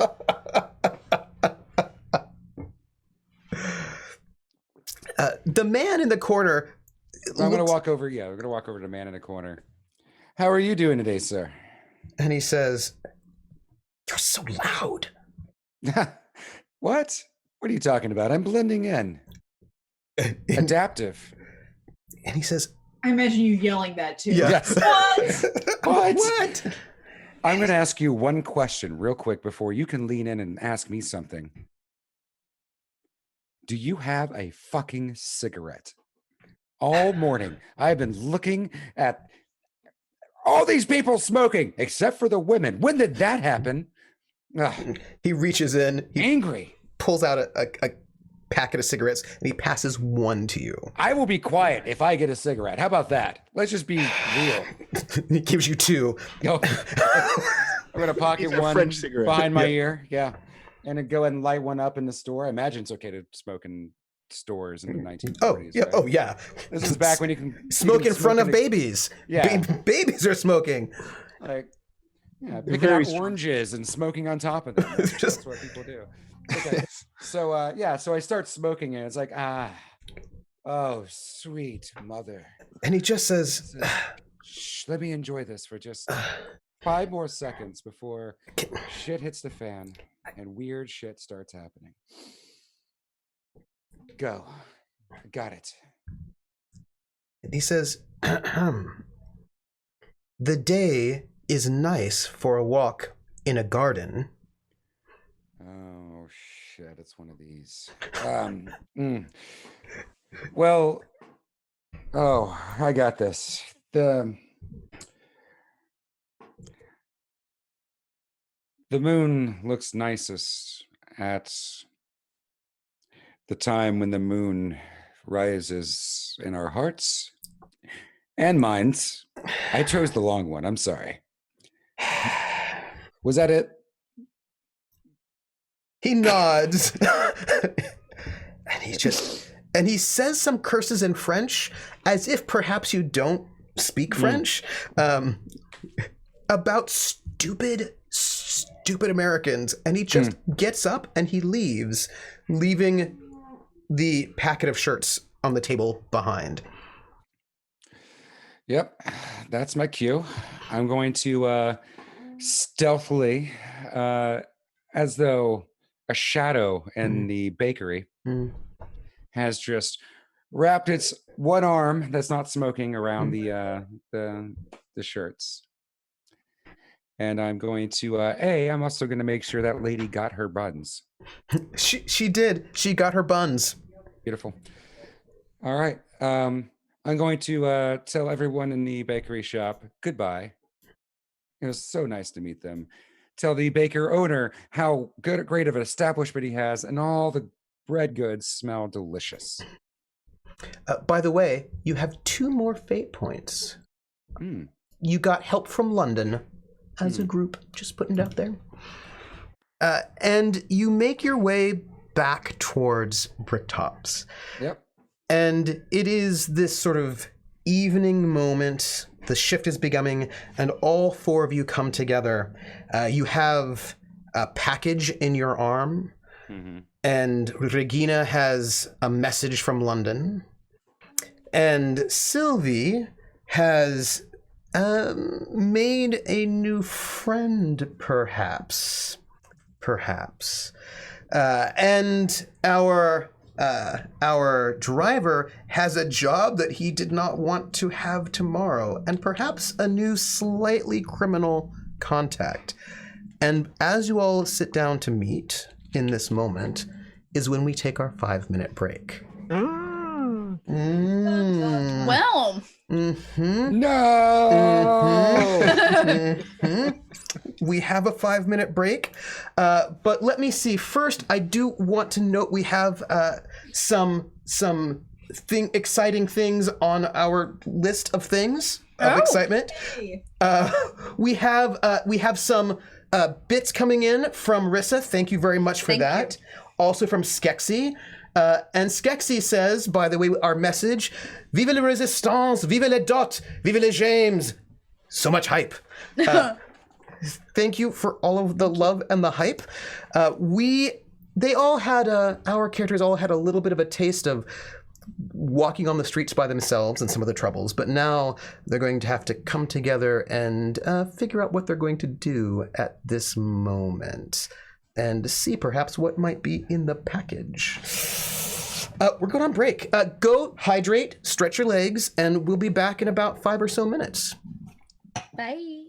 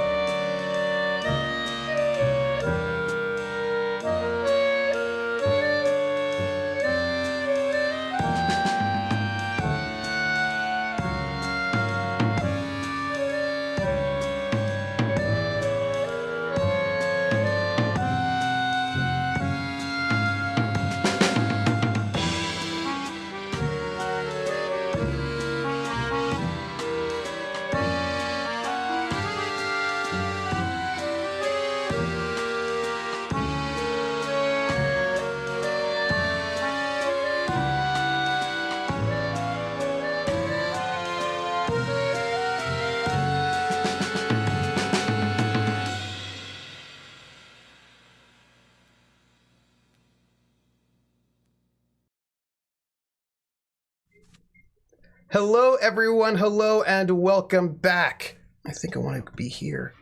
There we go. Yes, welcome back. We're back from the break. I hope you all have enjoyed. I need something different to be visible right now. There we go. I want to sort of welcome back. I hope you have had a lovely break, and I hope your break was full of liquids and for Tango, also cigarettes, and beer. Better believe it. We're back from our short break. So we had the first half of the show where each of the agents did a different sort of a different errand that agents will do. I should just let you all know that one thing that we're going to be doing in this show, which is we're meeting Fridays, 7 p.m. from now until the end of time, not the end of time, but there will be some solo sessions. Because one of the things that I think is so exciting, well, also exciting about the campaign, scary about real life, is that agents had to do a lot of things on their own. And when they were on their own, they had no backup, right? So you never know if when you go off to do your sort of solo things that you have to do, if you'll come back, or if if your fellow agents have been captured or compromised. And so each agent is going to have a solo session where they're going to have some things they have to do. And I don't know, the rest of the group will just find out if they come back. It'll be exciting. Or if they do, if they're still friends. It's fine. It's fine. So in Fate, everybody has aspects that you have, and those aspects you can use to, for example, we saw this earlier where Regina used her burned German informant as a justification to use a Fate point to get a bonus, and everybody has various aspects they can use to get bonuses or to get themselves in trouble. But the campaign also has aspects to it, and that there are two aspects for the campaign as a whole, and I thought I would just share them with you because I thought you might want to know. They are shady and uncertain alliances and trust is dangerous. And so those two things are always lurking in the background.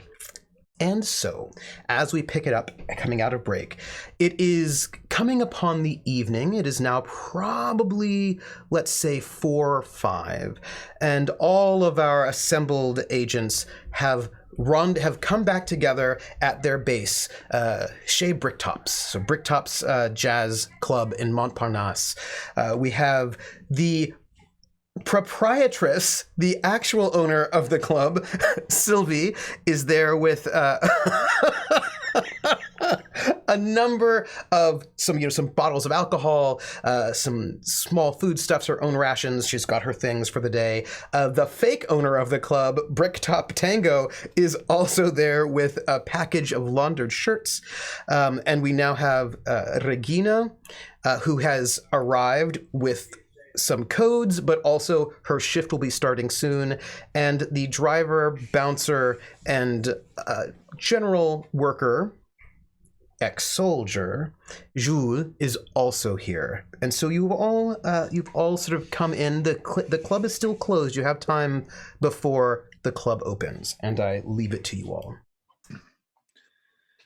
Let's have Tango walk in last. It's for the best. Wait, I can't hear you, Fox. Oh, Wait, Fox, you're muted. you're muted. I think you're muted. Wait. Yes. Am I back? Yes. Yes. Ah, yes. Except I'm hearing an echo. Oh, no. Nope. No, it's gone. No, it's gone. Perfect. I say this as myself before saying this to Sylvie because she probably doesn't know this just yet. You know, if there is a manager for the club, I should have him go and pick up the food. Do you want Tango to do that? Sylvie doesn't know any of this yet, so we'll just see how this goes. But there I am, putting things away like a responsible club owner would be doing. Putting things away. Things that I stood in line a long time for. I immediately come in and look around and go, "Where's the American?" I don't know. He's late. Late, early. There's no specific time he's supposed to be here. He's just around, I suppose. And for a side note, he probably should not have left at all. He just got here last night, and he probably We're all here. And Oh, usually, no, like Well, any so- other Frenchman around the afternoon is having a glass of wine.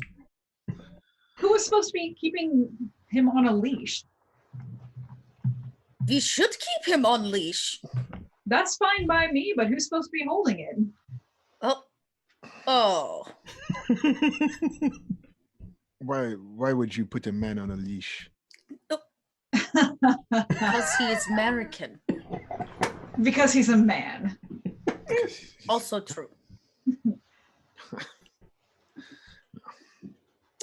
Well, hopefully he has something interesting by the time he gets back. I feel like the door swings open. Yep. I feel like And in walks in Tango. Oh my goodness, to get a cigarette in this city, you have to do so much. Is that where you've been? Well, also I had to get some, I guess, laundry. What? I don't know. I needed to get this for a reason. Well, what is it? It's. I'm going to look at it. What is? I'm actually looking at it for the first time. God. This pile of fine shirts. It is a pile of shirts. You could unwrap the package if you like. I'm going to put it on top of the bar, and just like, I'm sure there's something secret and nonsensical in it. If you'd like to look it over. Sylvie heaves a very audible sigh and grabs it and just like unceremoniously unwraps it. Also, hope everyone's had a good morning. What? Mm-hmm. Was that you on the phone? Oh yeah. Yes? Yep. You use the phone? I did. Well, it was ringing. It would Yeah. be rude not to answer a ringing phone when I am, pretending to be the manager here. I'm going to. You're the what? Manager. Brick top manager Tango. Yes, this is what he told the Nazi officer. And now I can't help but go back on it. I got to do You it. spoke with him. Yes, I was picked up by the labor department. What did they do with you? They thought I was not working, so I told them that I was working for you. Well, me, but you Oh, really Oh yes, for think about it. yes, You the you do club. not exist to me right now. What did they? Your paperwork That's is fair. in as far as working. What did they base this on? Sorry, Your work papers are in. What did they base the fact that you're not working on? I don't know. Bureaucracy. Well, did they say anything to you? Did they give you anything? Did they do anything? They said they wanted me to do a job. They wanted me to work for them. I told them I was working for the club, and they said that I should just do one job for them. I'm going tomorrow morning at the chateau. What do they want you to do there? I'm going to pick up some things. What kind of things? Well, that's I do not know. They did not tell me. They just say drive, so I drive. But I will take a look, and maybe there will be something for us. I don't dislike the sound of that. Mm-hmm. I do. Regina, things. You know how I feel about things. I start looking through the shirts. And all the people in the chateau, they're living it up. We could get some nice things for us. In German, so that none of them can understand it, I say, safety cannot be bought with things. As I begin wiping tables down vigorously. As you open up these shirts, inside the shirts there's like maybe 10. So there's like their passports, their ID cards.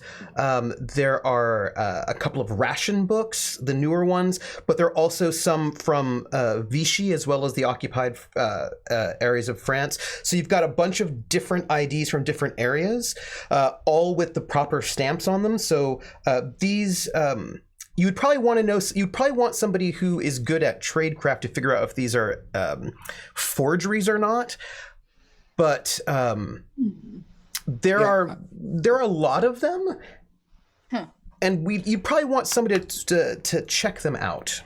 These are good examples. I wouldn't mind, as I'm at the bar pouring myself a drink, I'm eyeing it. It's like, all right, I wouldn't mind to see if our smuggler friend actually came through with the goods. Then how about that? I'm going to I'll do a look at the goods. It's a trade craft. Yeah, I gotta roll it with actual feeling. There we go. All right, that is good. So looking at them, because you, surprising perhaps no one, Tango is really good at things like forgery.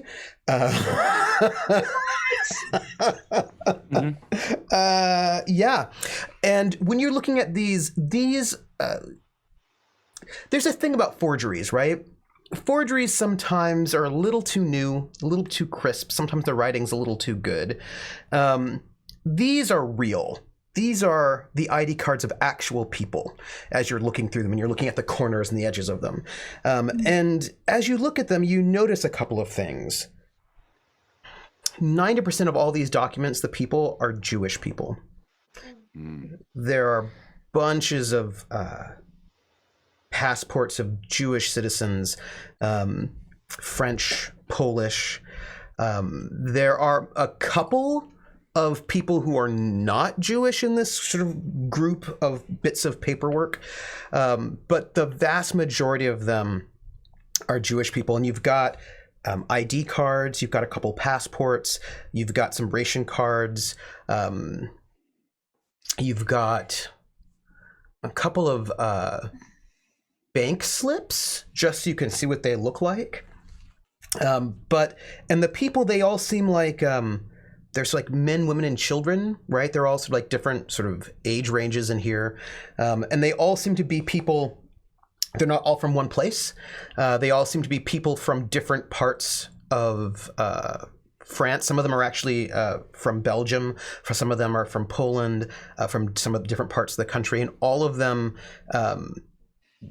It looks to you from the stamps, they all have entered into Paris.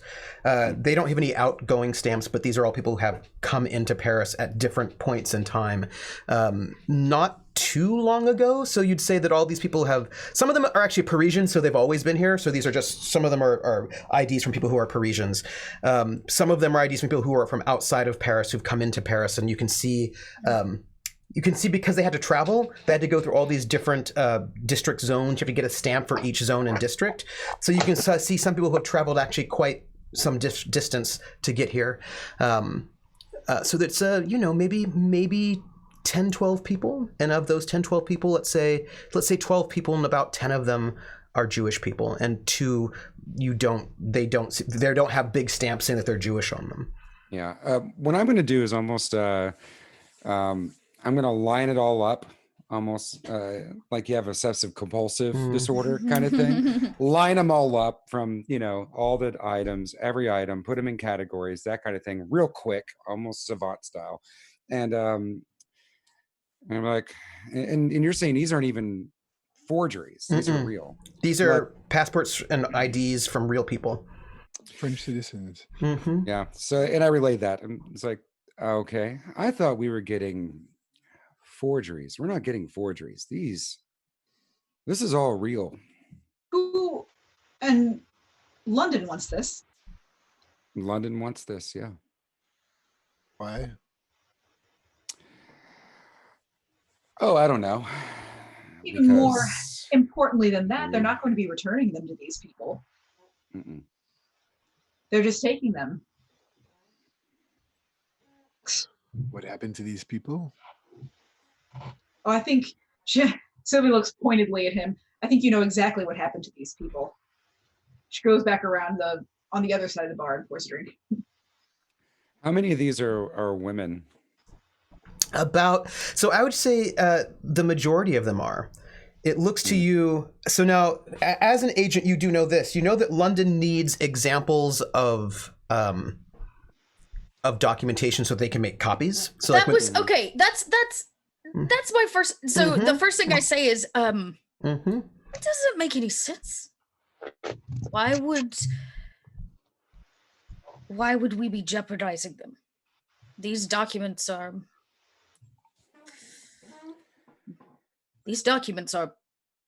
meant for proof or maybe forgery. Well, London may not understand exactly what is the difference between a forgery and a real thing, or they may need the real thing in order to create a forgery. You can't create a forgery without at least one representation of the real thing. Or they might just not care. Or we need I doubt they put French us in documentation to move in agents. I believe that's the most plausible thing. They will With be all the- sending more agents like me in, and they'll probably need Let's hope things like not. this. Excuse me? That still doesn't answer the question, what is to become of the other people whose documentation is now gone? Sure. Question number 1. Question number 2, excuse me? But answer question number 1 if you don't mind. I'm sorry, did you ask a question? Apparently not. Go on. Well, I don't feel good about this. Yeah, does it make any sense, Foxhole, to us that these people would be without documentation? That's no good. Or we would be putting them in danger? It's no good. In what respect? Well, not having documentation is not good because there are spot checks all the time. Right. And If it's we're trying to deduct what happened to those people Yeah. without medical. Okay. That look is all I needed to know. well, you don't know what happened to them, but I will tell you what, it is a But little bit we live in odd. Paris, so it's Yeah. like a lot of people are being moved out Yeah. or Yeah. sent to work camps or whatever. But Yeah. but these now The of word course would be on the street. And you said 8 of 10 are Jewish citizens. 10 of 12 are Jewish. 10 of 12. Yeah, not all of them are French, but a lot of them are. There are quite a few women. Yeah, that's what I was asking. So Yeah, there are quite a few women. Suspecting that they were taken like I saw happen. Now the thing is, he did get them from a smuggler, a French smuggler. So maybe these are people who were smuggled out or in. And no longer needs the documentation.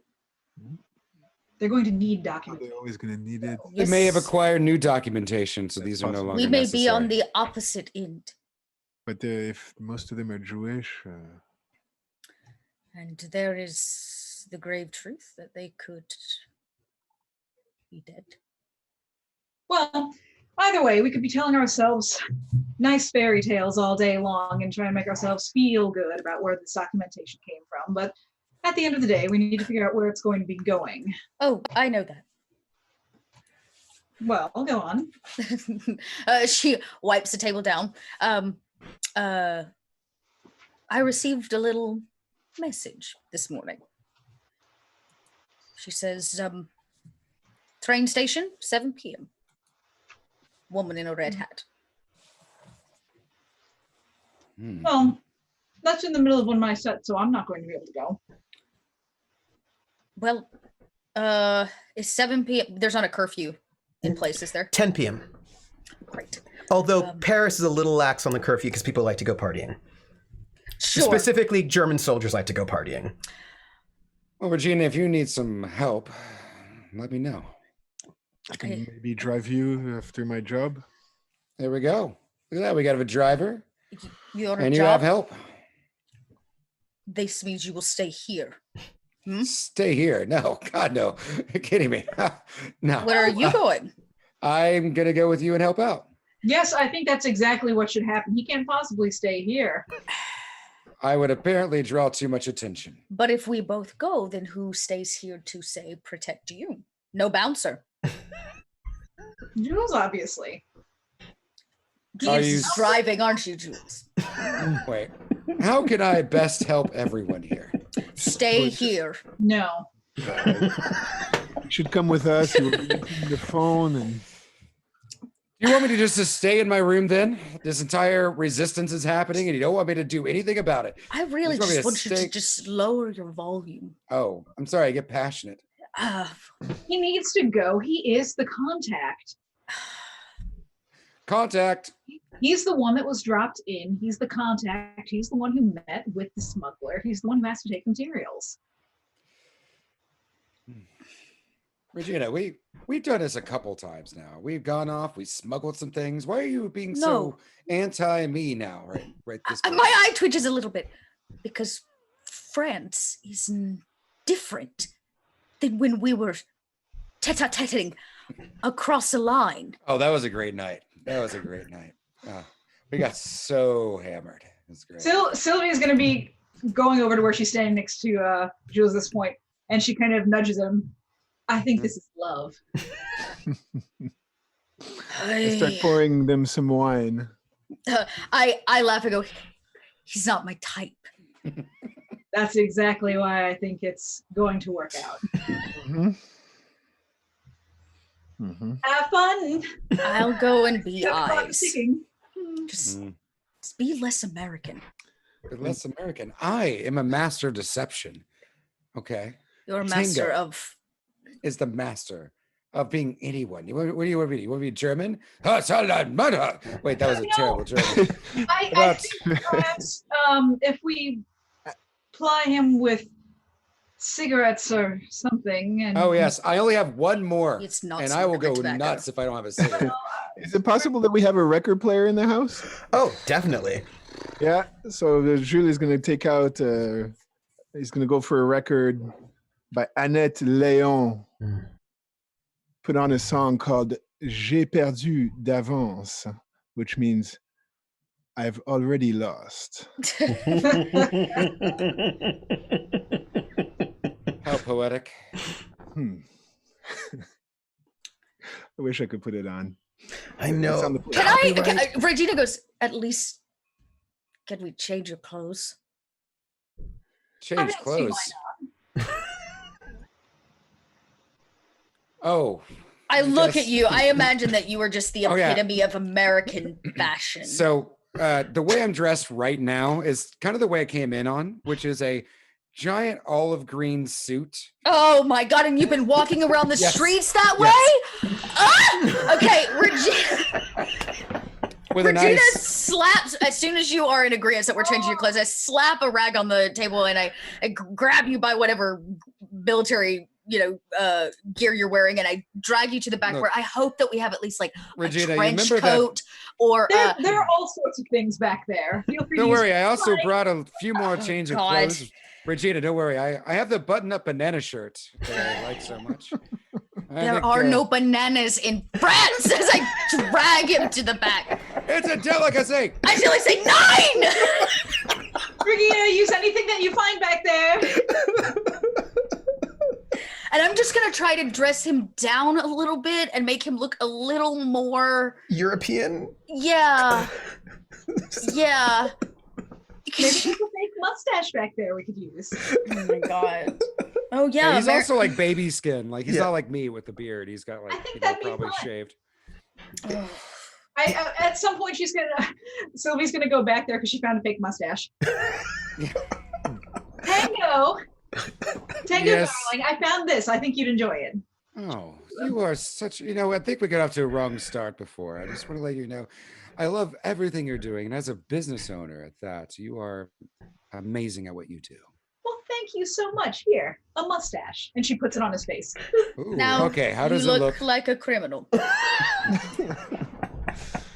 This is Perry. Everyone's a criminal right now. Now it's time to get along. Yeah, he's definitely gonna unbutton another whatever, and it's like, all right, still trying to make it American as possible. Oh, the tough pokes out. I got a little. Oh, my goodness. Okay, well, I think you're gonna be late if you stay around here any longer. I think both of you need to go. All right, Regina, I feel like I'm part of the culture. You know what I mean, huh? She starts pushing. Okay, then. Stop speaking. I make sure to grab my bag because it has things in it, and camera bags. We have the things, all the things. Mm-hmm. I eye you, Sylvie, as I walk out. This conversation later. As they start to go though, and she's trying to push out. Jules, can you grab that hat over there on the wall, the big one with the big rim? Sure, he grabs it. It's it's kind of like it's kind of like a bowler, but just really just very. It's not great. It's just on his head. And at this point, Sylvie's doing it just to be a brat.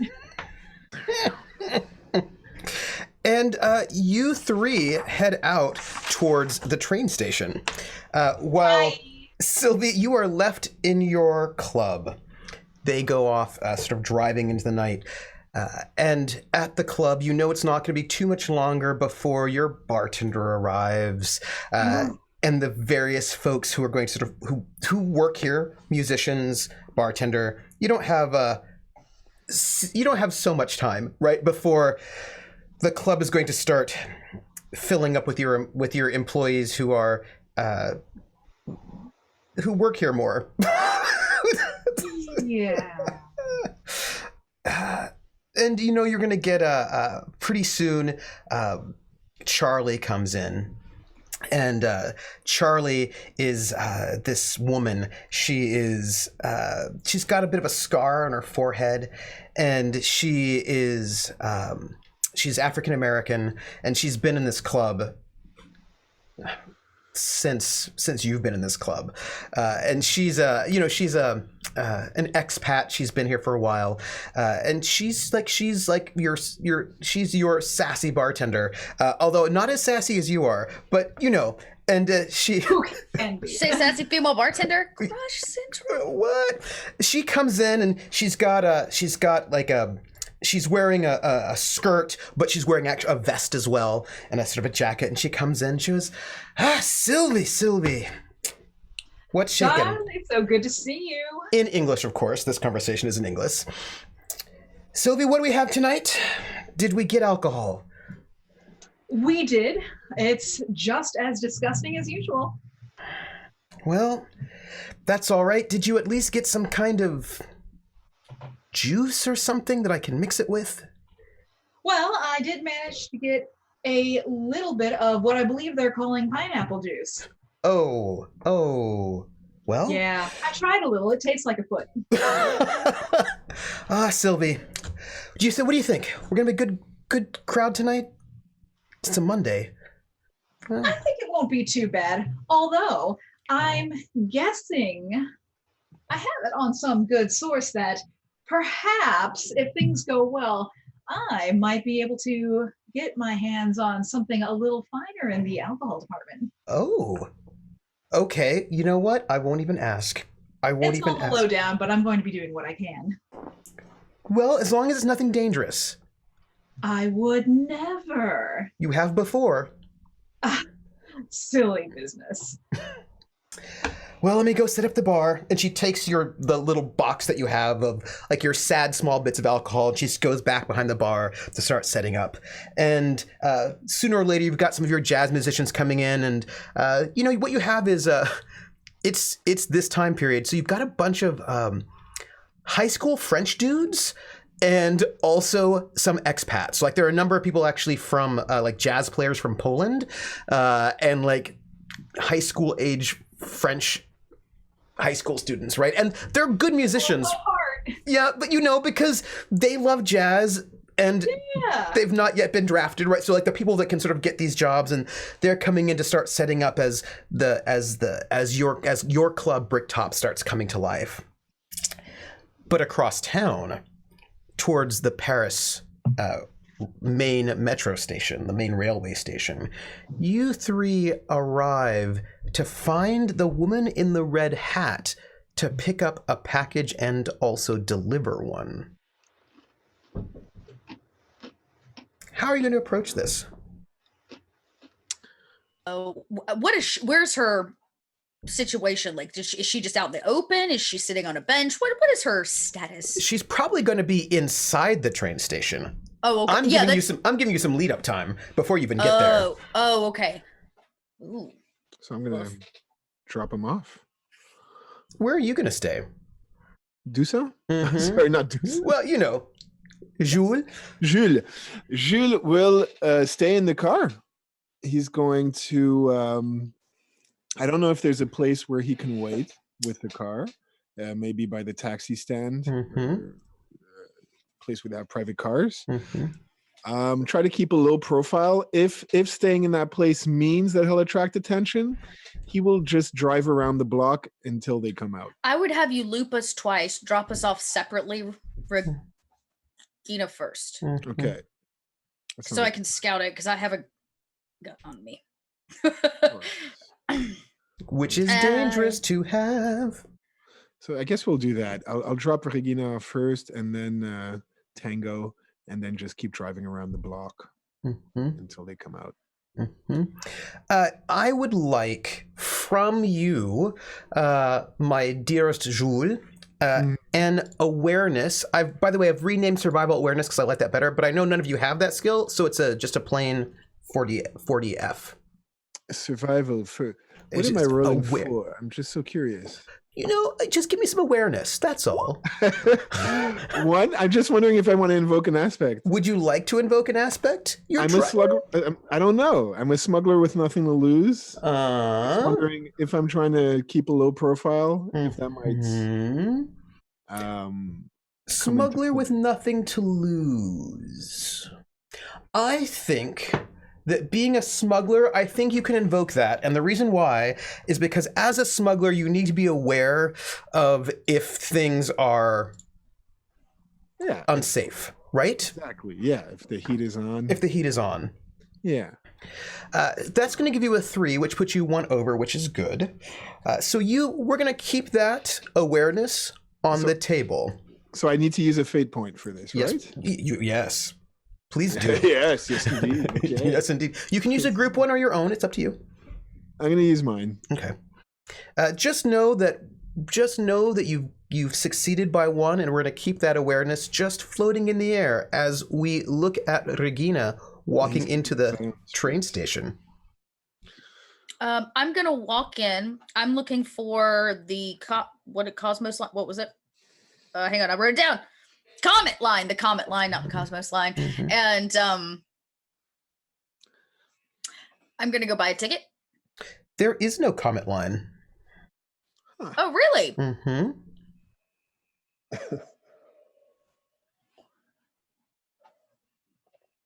Okay, now I'm interested. Before this was just normal. Now I'm concerned.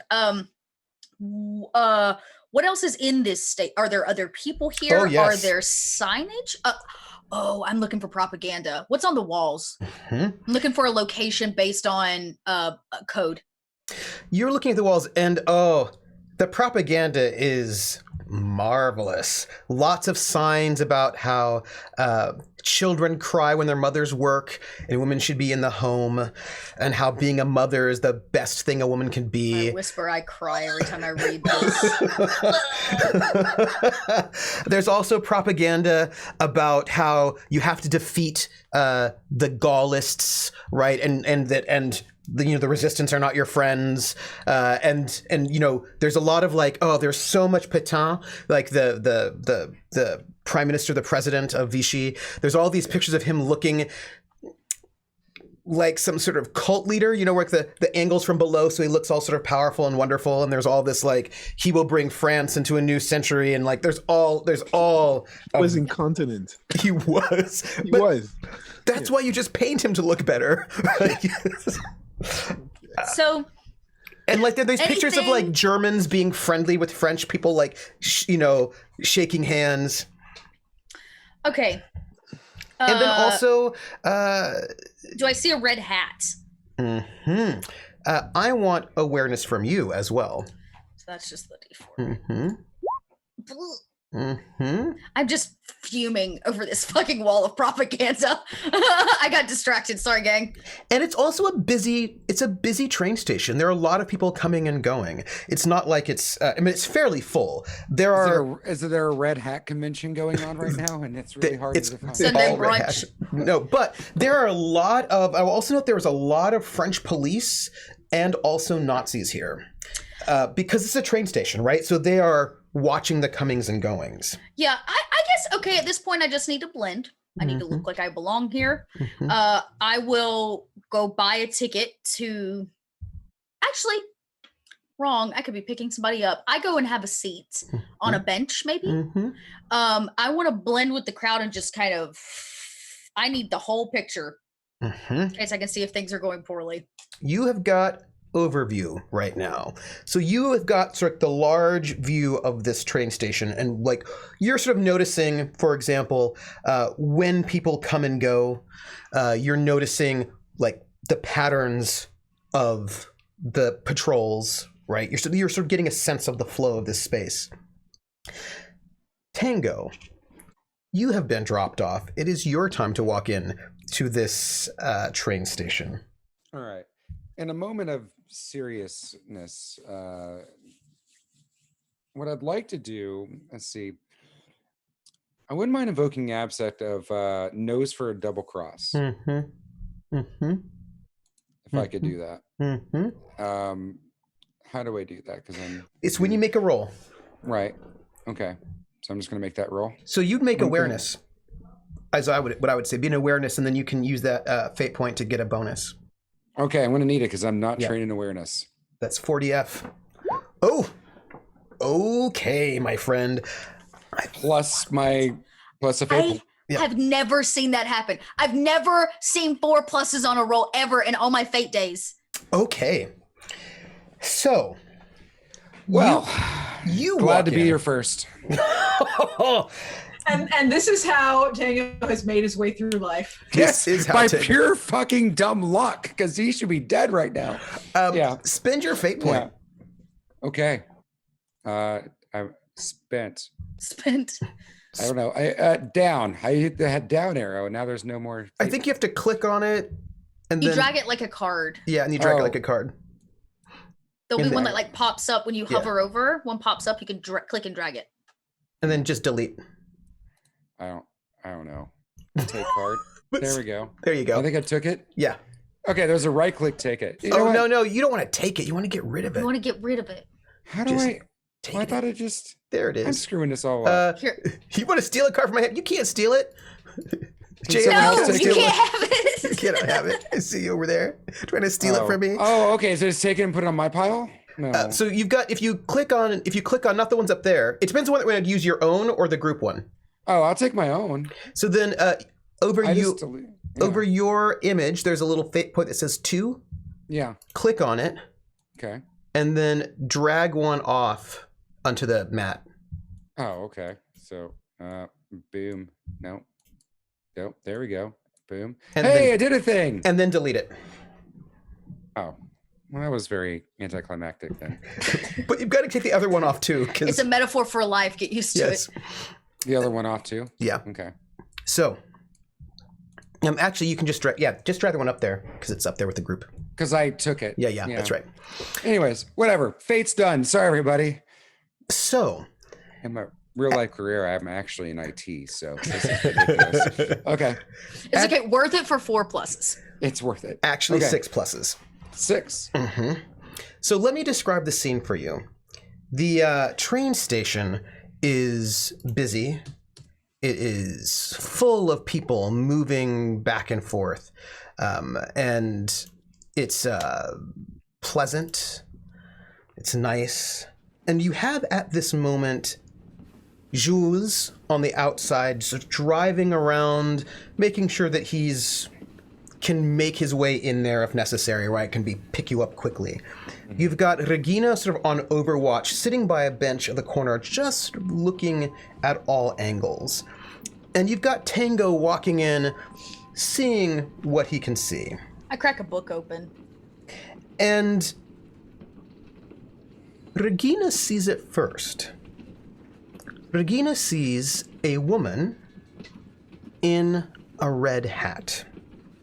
And she is standing next to a young man that is, they both, from their clothing, seem French to you.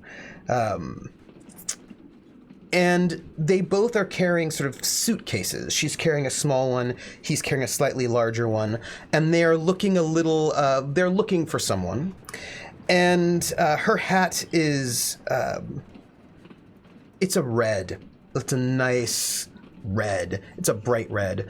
And they're sort of standing as if recently come off of a train and they're looking around for someone. And he has got his arm around her, and she is looking, and he's looking at her, and she's looking towards the crowd. Do I see Tango? You don't see Tango. Okay. If he had been wearing that banana shirt, though. Then you would have. I'd have all eyes on him. But now I'm so French. Just blend right in. Okay. I keep eyes on them, but I don't Approach? give away my position at all. All right. Tango.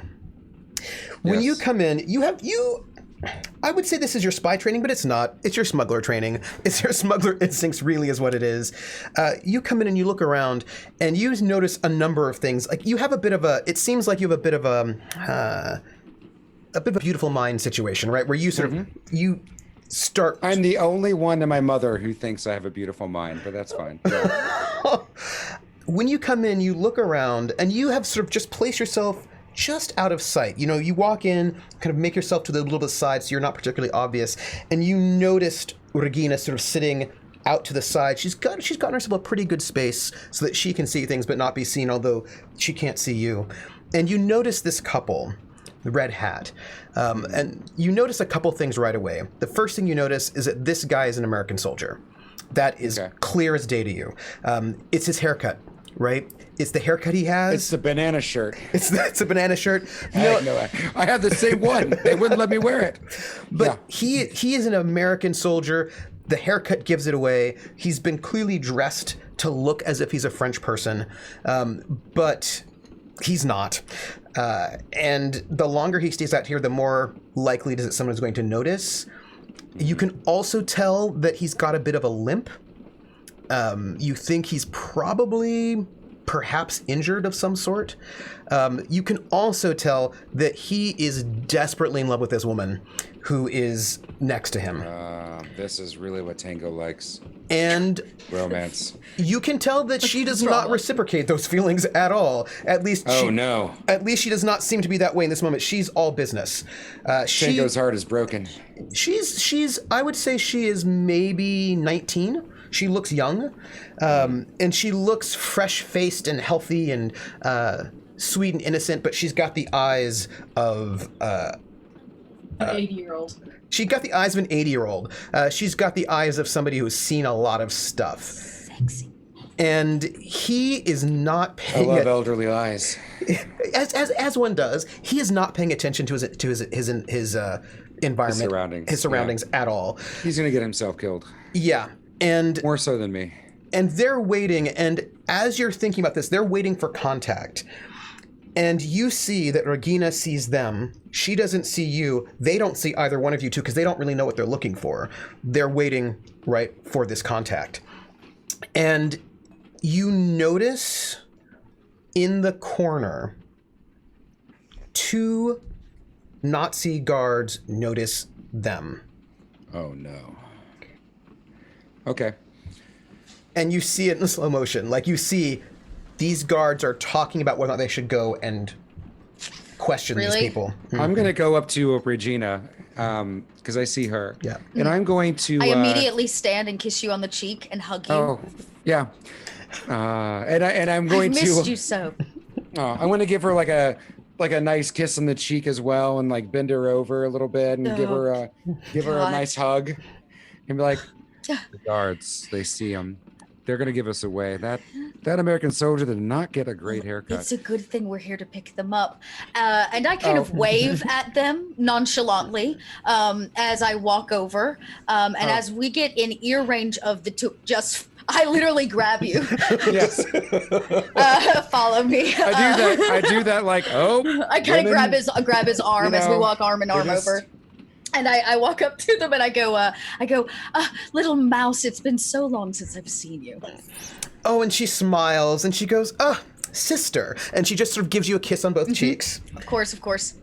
I give that awkward. And the guy's about to say something. Oh, no, I give him a handshake. Like, you don't have to say anything. It's been a long night. Long night. I'm going to do I have a hat on? You do. Yeah. I'm going to take my hat, put it on his. I'm going to put my hat on his haircut. Mhm. And I'd be like, hey, buddy. But in French. I'm whatever sure that is. you're exhausted from your travels. Mhm. Also, I want to imagine Tango also did like the cheek. Oh, cheek and cheek on. to everyone. Yeah, everyone gets a cheek to cheek. And Right. as you're having this reunion, these two Nazi guards start approaching. Meanwhile, outside, Jules, you're looking. You're sort of trying to scope out the space. And as you are trying to figure out if there's anything bad going down, because you're not certain, but you rolled well, and you see a car that... You remember when you said that if it would be a little bit too suspicious if you stayed in that sort of taxi area a little bit too long, that you would drive around instead? Yeah. So, on your second time around, you notice a car that is still there. It's a black car. It's a French make. It is... Does it look like the kind of car the Gestapo would use? You know, That, it looks like the kind of car mean, the the French Gestapo government. would use if they don't want you to know that they're Yeah. the Gestapo. yeah, those are usually not so hard to spot. Yeah. And there are two men in the front seat smoking. You caught the glint of the cigarette. And that was all you needed to notice that there's another car across the street. And you're like, okay, there are Gestapo here. They are waiting for something.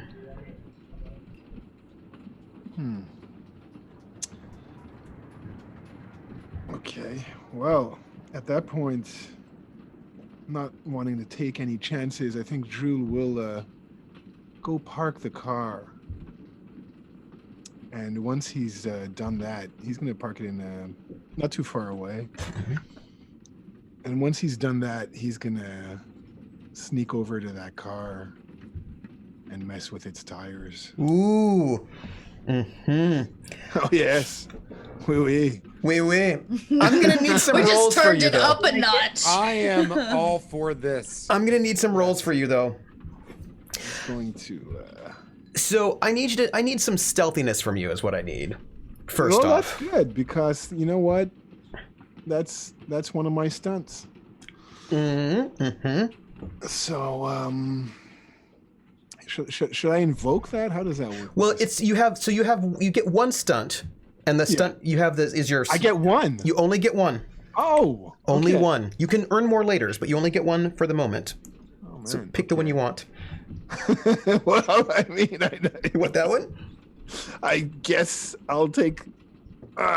It's your choice. Yeah. Let's see.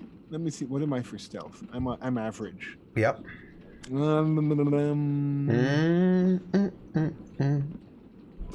Yeah, I'll take the stealth Okay. for now. Yeah. And My stunt. yeah, Good at hide and seek, and now he's stealthing. I need a stealth from you. Stealth, here it comes. This is gonna be a 2 that you need, Ooh. I got a 1, but- but then but you get the +2 for your stunt. there you go. Ooh. Mhm. That's right. Sneaking Yeah. in the crowd. I will tell you, if you had not had a life of playing hide and seek with the authorities, Yes. or With the authorities. Yeah. with the authorities, you probably would not have been able to do this because these are the I would say it Gestapo. started in his childhood with his friends, and then it turned into that. So And this is the Gestapo, and they're on alert because they are clearly looking for something. But they're paying attention to the train station, not to you, as you arrive on the other side. And I'm you... just keeping my head lowered and my gaze averted. Can I get some mechanics from you, please? Mechanics, sure. Mhm. Yeah, he's good at mechanics. Mm-hmm. Good at driving and mechanics. So Mm-hmm. I mean, the only mechanics he needs is a sharp knife, right? I would like you... So you are at a 0, and that is not enough. You have a choice. You can spend a fate point, let me see. and you would need, and I think you have an aspect you can evoke. The French soldier with a need for speed, the great driver thing? Yeah. Because that means because you know cars. That's his high concept. So I'd use a group point for this one. Sure. I'm not going to put you through the dragging. Just click it and delete it. Where is it? It's up there. Yeah, just like that. Okay. No, I'm on edit. Forget it. I spent a fate point. All right, I will get rid of it for you. There you go. You don't Thanks. So you spin this fate point, and it is you're able to invoke, because you are so experienced with vehicles. You're able to sort of sidle in, and you are able now. How much wreckage would you like to do to this vehicle? So yeah, the deal is if I take the air out of the tires, they're going to notice because the car is going to lower. So he wants to set them up for some kind of disaster when they actually move the car. Cut the brake lines. Cut the brake lines. Cut the brake lines. Thank you for that suggestion. I'm here for you. Causes the most mayhem. Good job. You sort of slide under their Crawl car. underneath there. Maybe wink to a kid that's going by, and crawl underneath there, and when nobody else is looking, and cut those brake lines. You can take out a knife and a couteau suisse. Cut it. This is the first group fate point spent. They currently have 5. You sneak in there, you cut the brake lines to this car, and as you are there, you hear a little bit of a discussion in German. Do you speak German? No, Jules does not speak German, unfortunately. There's a bit of a conversation in German that you do not know what they're saying, but they are having some kind of a discussion. Yeah. So they were okay. If there are any words I can pick up, a couple, I'd maybe try to remember them too. You hear one word, and it stands out to you because it's in English. And the word is mouse. That's all. That's the only word that you pick up. Okay. Incidentally, that's also a German word. It is. It is also a German word. That's true. That's true. It is both. Yeah, but it's not spelled the same. No. Yes. Inside the train station. Oh, wait, I should say this just for one moment. At the club, I'm just going to point this out for you. At the club, you are there. Perhaps you are sitting up on stage, and the club has fulled in. There are people sort of moving in. There's an And everyone's audience. so happy to be there, and things are going smoothly, and people are spending lots of money. Yeah. Super smoothly. That's what's happening. It's great. Can I get a perform from you? I just want to know how well you're doing in the singing. Yes, you can. Let me see if I set this up correctly. I don't know where I put it. Wait, here we go. Let me see if I set this up correctly. What was even that? I don't. You know what? That's a fine question. That's a fine question. I don't know what that was. Well, it is one of my good ones, so I do have a +3 on it. Okay. You make a 3. So I can't lose, is what I'm saying. So you are singing well. You are doing really well. It's like a beautiful evening. Everything is going wonderfully. And then the door opens. And in walk... I like doors opening? Yeah. And in walk 4 Nazi soldiers. They walk in and they scan the room of this club. And they look, and then one of them leaves. And then in walks this man. He is broad-shouldered, blonde. He's in a Nazi uniform with a lot of stuff on it, right? Like clearly high ranking. He's beautiful. And he is sort of broad-shouldered. He's the picture of like Aryan propaganda. And he walks in looking... I won't be swayed by his broad shoulders and his pretty face. And he looks a little skeptical. And then he looks back out the doorway and he makes this gesture, and in walks your good friend, Jeanette. Yes, of course. And she takes his hand and he leads her in to one of these tables and he sits beside her. And this Of course it does. detail of soldiers sort of spread themselves out amongst the crowd, and they're clearly keeping their eyes on him to make sure that he is safe. And so now you have a bar full of Nazis. Meanwhile, inside the train station, you foursome are right there as these two Nazis are approaching to see what is happening with this group. And you have this kid who, he is louder. He's not speaking yet because you told him not to, but he is louder than... and I'm going to tell you this. When you told him not to speak in French, he looked a little confused, but you made a gesture which said, do not speak. So he didn't say anything, but you don't think he speaks French at all. And these two Nazis show up and they walk up and they go, papers, please. Oh, don't worry. I got this. Listen, guys, if you don't mind. And this is actually in German. If you don't mind, we've had a long trip. If One moment, we can't hear you, Dot. Just I in know, case. I'm freaking out. Go ahead. Yeah, Do you speak good German? oh no. Oh God, no! Before any of that happens, I put my hand up on your chest, Oh, good, of very course, of course. gingerly, showing off my ring. I'm gonna point at it.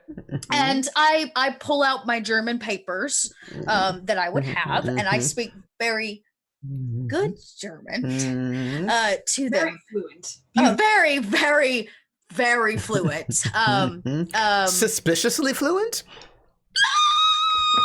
No. We're overly suspicious now. It's good German. Let's go. It's good German. That's all you need. And I hand my papers over first, kind of trying to postpone the three of them having to grab for papers, and ask in German, what seems to be the matter? Frau, and he looks at your papers. Frau, what is your fake name on your paperwork? Oh, yeah, I need a good fake German name. Oh, I got it. I got it. Wonderfully German. So German. I got it. This is in Discord. I sent it to you earlier. I'm gonna actually take the house name of I'm going. Come on, Discord. Don't fail me now. This will be too good if I can make this happen. Okay. All right. I am taking the last name Lexnier. Lexnier, okay. Yeah, I think that's how you say it. I don't know if that's how you say it in German or not. Lexner. Great. Lexner. That's the last name I pose under. Frau Leixner? We have just gotten married, and we are no. excited about it. I need some deceit. I hate you so much. I was so close to getting us out of this. I love it. Let me do it. Deceive. That's my good. I hope it was good German. Yeah, that time. I plan a kiss on you. Just a big, here we go. Fat wet one. We're just so as soon as he says married, I plan a kiss. We are married and so excited. We have our friends here. And I cut you off with a kiss. You have to stop talking. We have been celebrating all night with our partying and our drinks. Kissing him and he's like, I simply say, I'm gonna go to Mouse and the other guy, and I'm gonna actually pull them in for a hug and act like I'm a little drunk with them. I apologize for his. I apologize for his state. I just love being in love, you know. I bet your German's better when you pretend it's drunk. Yes, German. yeah, exactly. And actually, his German is surprisingly convincing as a drunk German. Yeah. Okay. I lean into it. I help him a little, and I apologize for his state and say that we will leave immediately. We have picked up my sister. Before you go, I'm so sorry. Congratulations. On that. When are you getting married, huh? I gesture them. Take him to the car. I will go. I will meet you out front. Oh, I so gesture you're for really bad, the young one with the hat Yeah. to pick up the bags. Oh, and not understanding a word anybody's saying, he just picks up the bag and he looks a little deer in the headlights and a little nervous. And there's a and little I bit of say, sweat. Car. And he just and the young woman, she just says in like Oh my God. Can I stealthily, by the way, just whisper in his ear, just be like, you better take us to the fucking car right now or I'll get it done. You understand? And you're not going to say a fucking word anymore. Okay? Got it? Capiche? Here we go. Oh God. And if you ever have that haircut again, that's the first thing you're getting right now. Is a damn haircut. Okay, now let's go. 1, 2, 3. I'm a drunk. I'm a German drunk. What does Mouse? I'm sorry. What does Mouse do? I'm trying to laugh it off. And the young woman Mouse, she says in also a German that is good. It's good. It's good. Okay. It's good. Okay. She says, "Oh, of course," to you as like sort of playing off your story, and she just has got this grip on this American boy, and she just like, and she's got Tango. They start moving off, and the two men, they're like, Frau Leichner, tell me, how long have you been here in the station?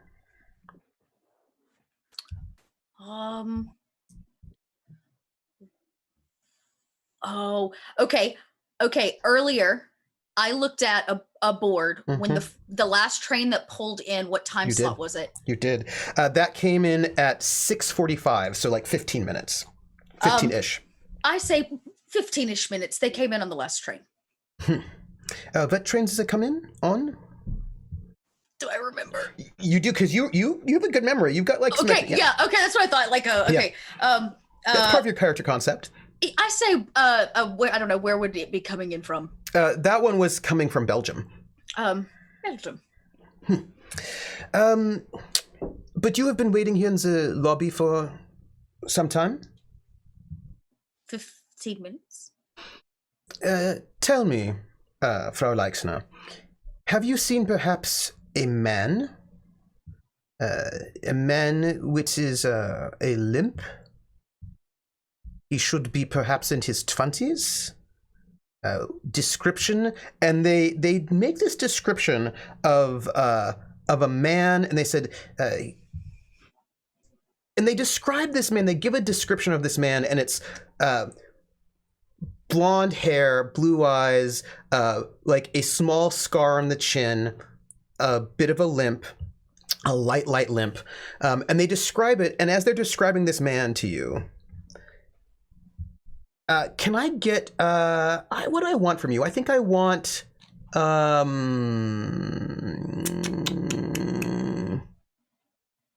maybe, I feel like you can give me your academics, because that's like your general brain poweriness. Yes, that sounds great. I love that. Let's do that at a 3. They're describing this man to you, and as they describe it, you're like, oh. They're describing the woman, the mouse. Oh, they think it's a man. They think it's a man. And they're like, and he should be with he should have been with another man. Oh, I actually I lean into this. You say, I point outside. They out front. I saw them coming in. Give me a deceit. Okay, I'm gonna use a fate. I don't have a fate point. Can I use one from the group? I'm using one from the group. I'm using it. I'm using a fate point because this is gonna be bad. Okay. Do it. We have so many group. Yeah, perfect. Two with the fate point. Okay, 2 is what you needed. You just tied on that one. But there's going to be a negative outcome. There's a little minor cost for this one. Sure. Because it's a tie. Since you it's a succeed. Unless you'd like to fail. How do I? Can I also use a stunt on this? You can. I can stack them. Yeah. Okay, I'm a good German. Okay. My stunt is being a good Yes. German. They believe good Germans. They do. Your stunt will count for this moment, so you don't get the minor cost for now. They say, Oh, no. and they say, Fräulein, please tell us where we can get a hold of you later. And the other one's like, so the one is like wanting to get contact information for you so they can continue to talk to you. But the other one says, no, we don't have time.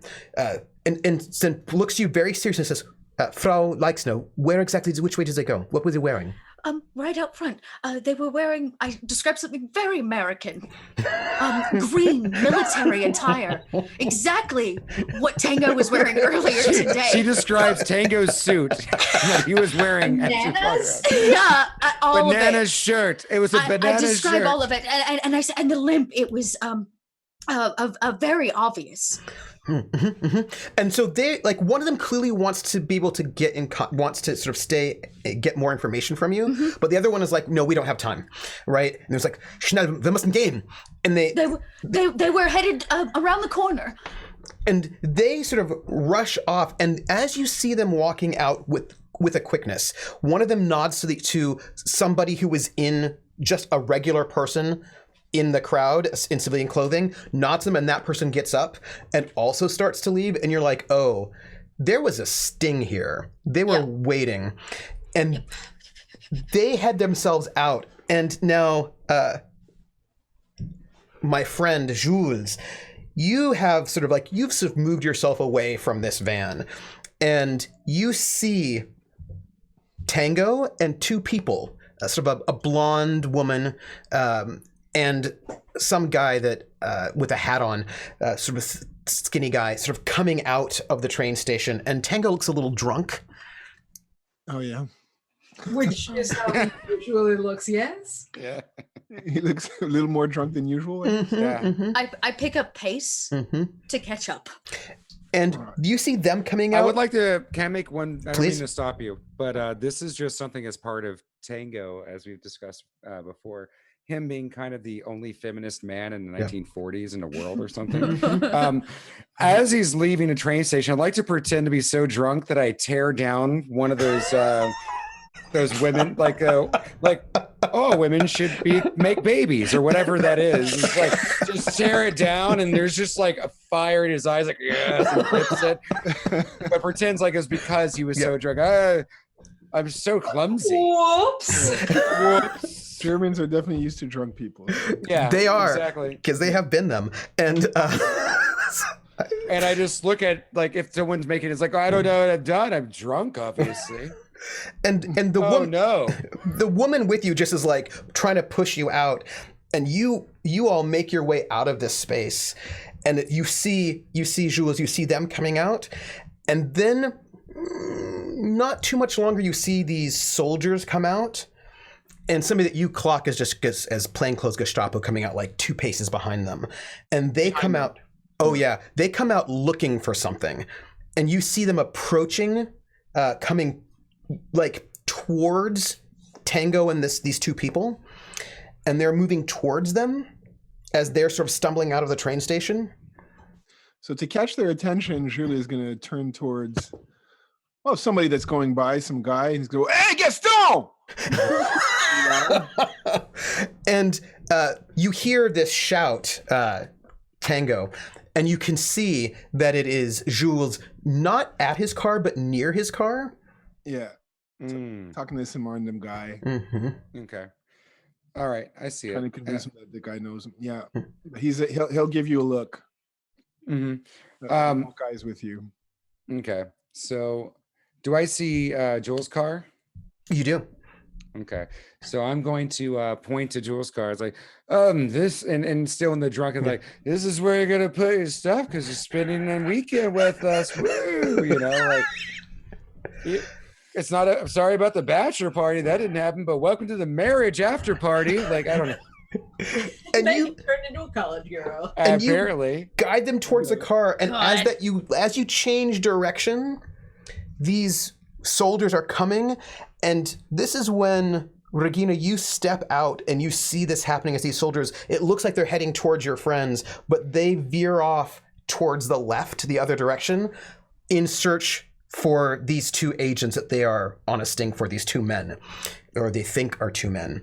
And they sort of head off and they make this gesture, right? And you notice that as you are sort of walking out of this station, that the courtyard in front of the train station has got a bunch of people who are all waiting to pounce. And as you all move towards the car where Jules is, they start moving off in this direction that you pointed them towards. And the car, there's this plainclothes Gestapo car, like spins up its engine as one of the soldiers, one of the plainclothes guy rushes over and speaks to the people in there, and they say, and you can hear them, our German-speaking people, you can hear them say, the informant was correct. They were here. The mouse and the airmen, they went off this way. I think we can still catch them. And they get in the car and they take off. Yeah, that car. Day ever. The death trap. Yeah. Mm-hmm. Mm-hmm. Oh. So we got somebody dirty on the car for a minute. Oh, we'll get there. And you are in the car and you see a number of people slowly, one by one, not all at once, making their way out of this kill box towards where they think this agent has gone. How far are they in the vehicle? Mm-hmm. They're like in it. Well, y'all are out in front of the vehicle. Okay. Yep. But they have not. Nobody's gotten in yet. Not yet. I simply make eyes at all of them. These are the eyes that are like, if all of you don't get in that fucking car, I'm gonna shoot you right here. I am drunkenly trying to shove that stupid American that's dumber than me into the car, and I'm making sure they hit his head a little bit. And I simply, I make a slight gesture. I make a slight gesture off that maybe my driver will see. I'm gonna have him pick me up at the corner. Mm-hmm. Mm-hmm. Just hordes of people going one direction. So I just kind of pick a corner and kind of wait until they're I take Mouse's hand and I make sure I elegantly get her into the back of the car. I shut the door. Is Jules coming around to be the driver? Gonna go and sit in the driver's seat, get the car started. Okay. And I will actually start walking off. And I think what I'm going to do is reach in. It's like, pick me up down the street in a minute, if you don't mind. Okay. And Regina? And she's down at the corner waiting. Okay. I understand. Okay. Yes. You see, he drives off. And you each sort of pick up your two people in different moments. Can I get a stealth from you or drive? Either one. All right. Okay. And let's see. Let's try driving because that's what he's good at. Mm-hmm. How's that? Mm-hmm. See, it says it's a 1. Mm-hmm. Uh-huh. All right. Good enough. It's not too hard at this point in time because you've distracted them. You're able to sort of start moving and move different directions. And I'm going to say this is for you. This is for you, Sylvie, and all of you, really. You sit in this car, and you're not there very long when the airman goes, "Well, golly, thanks a lot." Loud. I appreciate it in English, not in French. Be quiet. Be quiet. And the mouse says, "Thank you for serving the Comet Line. I'm to understand that you will hold him in your safe house until we can get him out of the country." We all been picked up? Mm-hmm. Okay. I feel like as soon as she says hold him in the safe house, I hear just glass shatters. Oh my God. In the club somewhere, a glass shatters. I look over to Regina, by the way, and I'm just like, we just had to find the one Alabama motherfucker. He's from Montgomery. We will be doing no such thing. They have Piggly Wigglies there. This is terrible. I don't know what that is. I know. I do. This man is going to get us fucking killed. Are you speaking in French? No. I turn around. I imagine I'm riding shotgun. Yeah. And I turn around in my seat and I look at all of them in the eyes and I say, we will be no longer working with you. And I say this in American. I watched all of them leave. This was sting operation. Somebody is dirty. And the mouse says, look, and she says this in French. This is one of the most important things we can do is to bring these downed flyers out. You've got to help us, but we need a place to store him until I can get him out of here. You've got to, it's just 2 nights. He's a sore thumb, as they say. How well are you at not talking? I'm not talking to Regina, by the way. I'm talking to the airmen. In English, and he goes, I didn't know there'd be an American here. I thought these were all just, French people. Oh, hell no. Okay, where are you from? Are you from Montana? Please. Or are you from Alabama? I know you're from Montgomery. I can hear it in your voice. Yeah, I'm from Montgomery. Why you ask? Because I want you to shut the fuck up. This is serious. And you stick out and you're going to kill us all. So you need to button that shit up. You hear me? It's nice to see another American, I suppose. Oh, by the way, and he's going to shake his hand. That's the last time you're going to talk. You are. And that's it.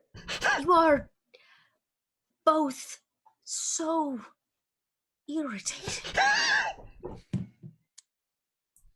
I look at my driver almost in a moment of flashback of like, please, dear God, get us out of here. I look at Jules and I say, take us to the club, the back entrance. Yes, Jules will pick up the speed. And as you head back towards Bricktops to bring in this very, very loud American, and I will tell you, he's apparently a pilot. He looks young. Young. Whenever he gets loud again, I'm going to hit the brakes really hard. Yeah. And you're going to bring, and Mouse will say, drop me off before we get to the club. I will come and pick him up in 2 days' time. That's all of the time I will need to get. You will not pick him up at the club. Where shall we meet? Exchange him in public. Okay, where? It's a cafe. And I give her like a corner cafe somewhere, a like nothing spot. We pose as the same people. Okay, listen, I have personally brought 12 downed airmen from Belgium to freedom. This is important, and I appreciate your help. The Comet Line is... Comet Line is dead. No. Until we find out who is sharing our information, Yes, it's dead. I heard the Gestapo speaking. They said something about a mouse. And she looks, that's my... And you, now that you're in the car, she has a small scar on her chin. And a small limp. Yeah, and a very small limp. Yep. It's not a big one, but it's a very small one. And she says... They know they are looking for a man. I suggest you lie low for a few days. I will pick him up in 2 days at the cafe. Keep him safe until then? Until then, if you do not show, I put him on the street and he is on his own. And she asked to be let off before you get to the club. She doesn't need to be there. Mm-hmm. And as you're moving him in the back of this club, and all of the Nazis are in the front. All of them. He says... No. He does. He says... He doesn't have to, though. But he does. He could not. He says, I don't know what y'all were talking about, but I'm not leaving her. I love her. Okay. All right. my Okay. Does he say this in the middle of the club? He says that as you're coming in the back. The back door? Yeah. Oh my I'm going God. to stop. I'm going to stop Regina. I'm going to put a hand over to Regina. I'm going to look at him, and I'm going to like, what did we just talk about? And I'm going to push him over to the actual wall. What did we just talk about? Well, but I thought it'd be safe to talk about it now. No, we talked about you not talking. And I know you love somebody, sure, but look around you. This is a fucking war zone. What's your name? They call me Hickok. That's my call sign. Because I'm like, We're gonna call you Hick. Because that's what you are. Listen here, Hick. You see her, I want to point to Regina. She will murder you if you don't act right. She will probably murder me for acting how I'm acting anyways, but she'll definitely murder you. You're putting a lot of people at risk if you try to blindly follow your love here, okay? Get in, get out, get home. And if this mouse lady loves you, and trust me, I'm a fan of love. She'll come after you. She'll follow you. If she doesn't, you better let it go, pal. You can get yourself or everyone else here killed. You hear me? You can say yes to that. oh, all right, yes. Okay. We. We, In French, we say we. we, You're we. only allowed to say French words. We. For 2 days. You're only allowed to say French words. So you're learning we right now, right? yes, we. We. We. Not swallow it. Why? Don't swallow it. We. Can I get a beer? Oh, I slap him. Oh. I backhand him. Oh, I look at Regina and I say, he really did deserve that. I grab him and I look at him and I go, I am not above tying you up and putting you in a box for 48 hours. Did you come all the way to Paris to spend it in a box? Does that mean I get to have some sightseeing before I go? Ooh, jazz. And he hears the jazz.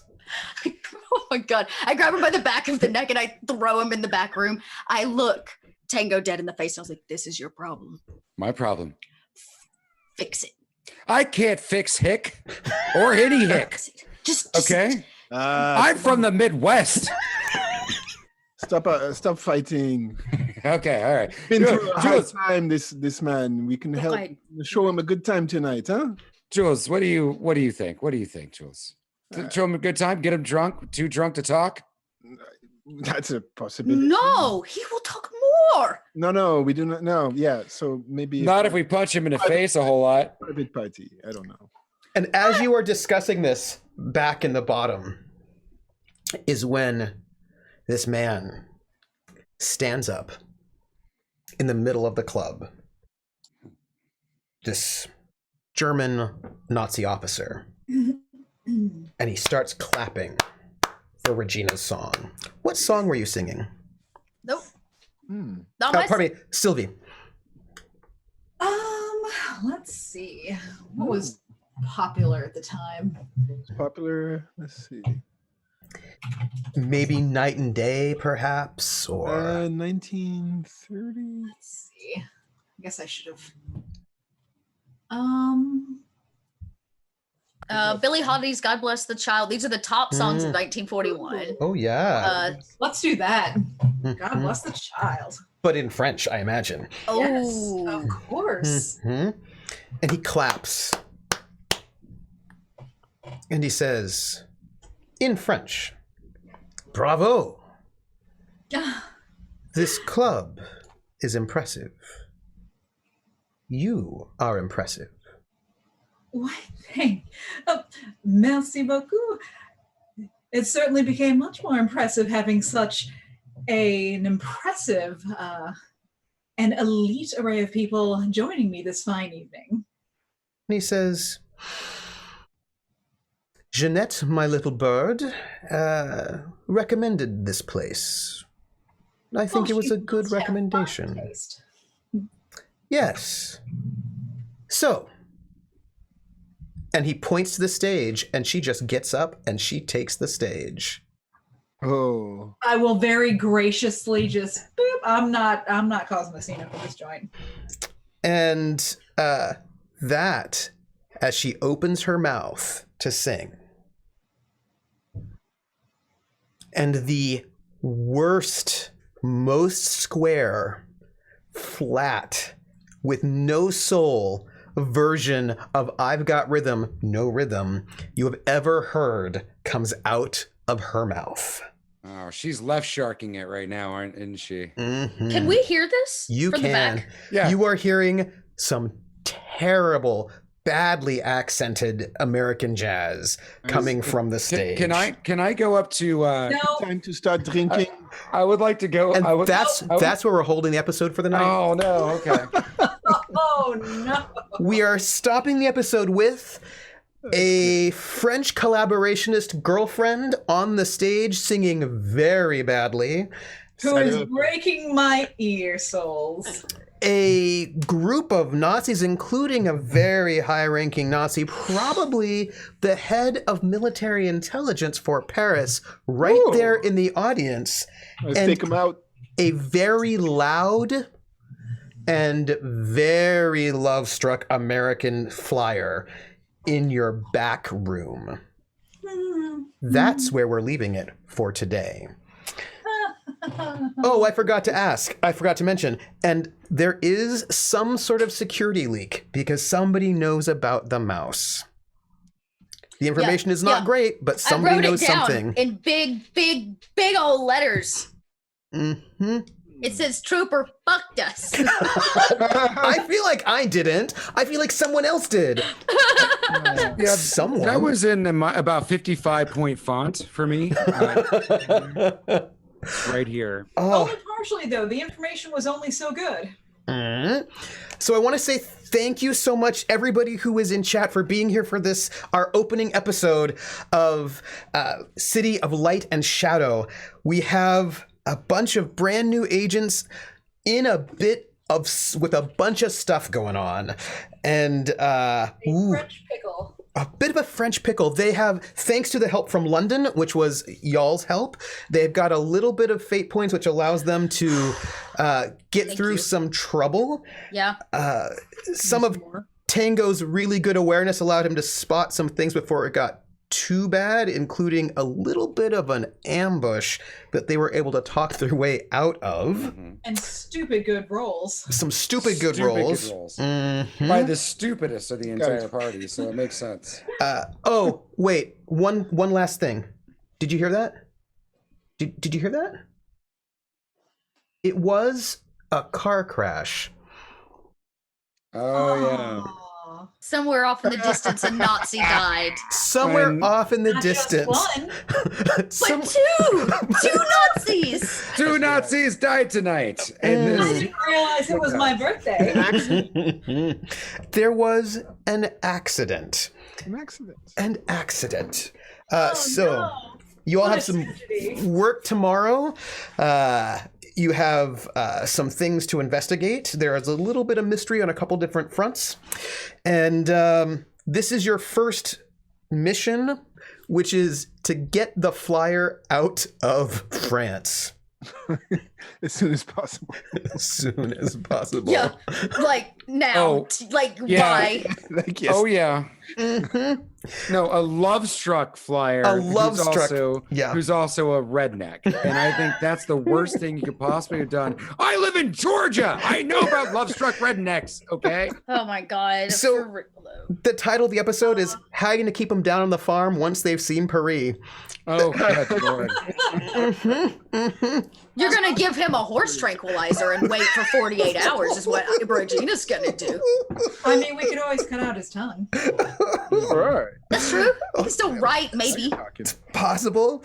So and fly. I want to go all the way around and have everybody introduce themselves, say where we can find you, and just tell me something that you loved that somebody else on the cast did this episode. So let's start let's go backwards. Let's start with Rockette. Tell us who you are, where we can find you, what you do, and then something you loved that one of the other cast members did today. Yes. So I am Rockette Fox, and let me start with something that I loved. I loved so much that everybody did. This was such a delight. But I loved the interactions between everyone. I think that was really key. I loved the anger, the sheer anger coming from Regina. I loved the amount of mystery coming from Jules and the amount of just sheer personality coming out of Tango. That was amazing. And the banana shirt. I think the banana shirt will stay with me for the rest of my days. And yeah, I actually have a banana shirt, so I am gonna wear it. At some point. I want to burn it. I'm gonna burn it. Nope. Yay, banana shirt. No. Let you wear it now. It's underneath this shirt, actually. So Just a reveal. Your Superman moment. Oh man, but yeah, you can find me anywhere. Rockette Foxes can be found. I'm on all the social medias, and I did, as of yesterday, just start streaming on my personal channel again. So you can find me at Rockette, like the Rockettes, Rockette Fox. And I'm going to be doing that on Thursday afternoons at 3 p.m. Central. That's smack in the middle, so you can figure out your own time from there. Let's go around next time to, I'm looking around, Dot. The Little Reds. The Little Reds. Hi everybody, I'm Little Red Dot. You can find me online as Little Red Dot, where I'm I run a Twitch channel and do some podcasting and tell a lot of stories and roll a lot of dice. And I'm here doing that on Fridays now. You have a new show, right? I do on Tuesday nights. I've got a new Vikings campaign, an all-female Vikings campaign. Wow. It's very cool. Yeah, I got a killer group of ladies, and we just kicked it off last week. So cool. So we're using North Sea Epilogues is the system by Renegade Games, and it's actually very cool. It's kind of like it's set up to tell this epic Viking story. So yeah, we're playing in a little bit of lore. And let's see where. Oh, and then of course, speaking of lore, you can find me over Saturdays on Roll For It's channel with Vampire the Masquerade, where your character looks very different than Regina. Yeah, true story. Huge I dreads. don't get to Regina very much.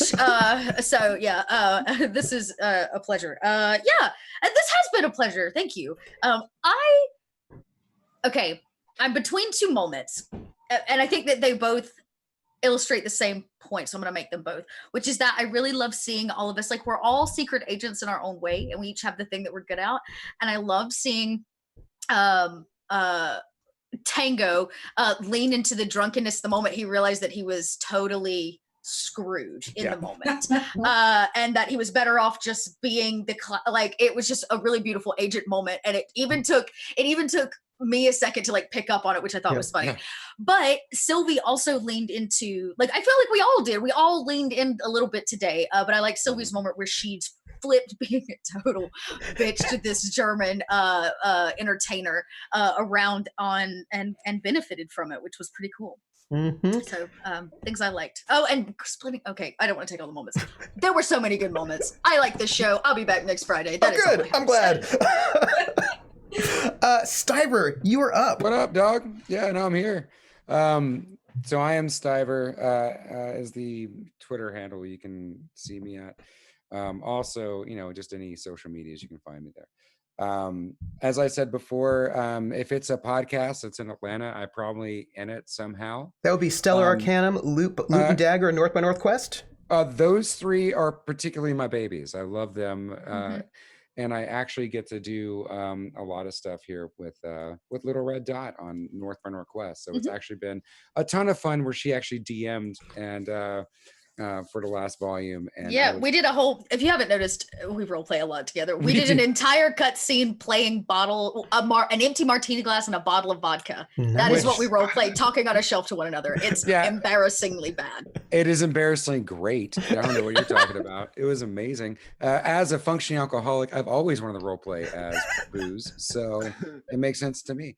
Anyways, so I would say that honestly, one of my favorite parts, as much as I generally try to stick towards the sillier characters in anything I ever play, it's really hard for me to play serious characters, but I love a good serious role player because I just do. And man, Jules was like I don't know, just there in line and just being that serious and just being that like, no, I'll help you out, and but also the role play with it, the smoking a cigarette like a Frenchman would do. Look at me, I'm just a man who is here. Just do not worry about me. Like, I don't know, I can't even do it because it was so great. You did such a good job. And that entire scene, I was just on eggshells. I just loved it. I loved it so much.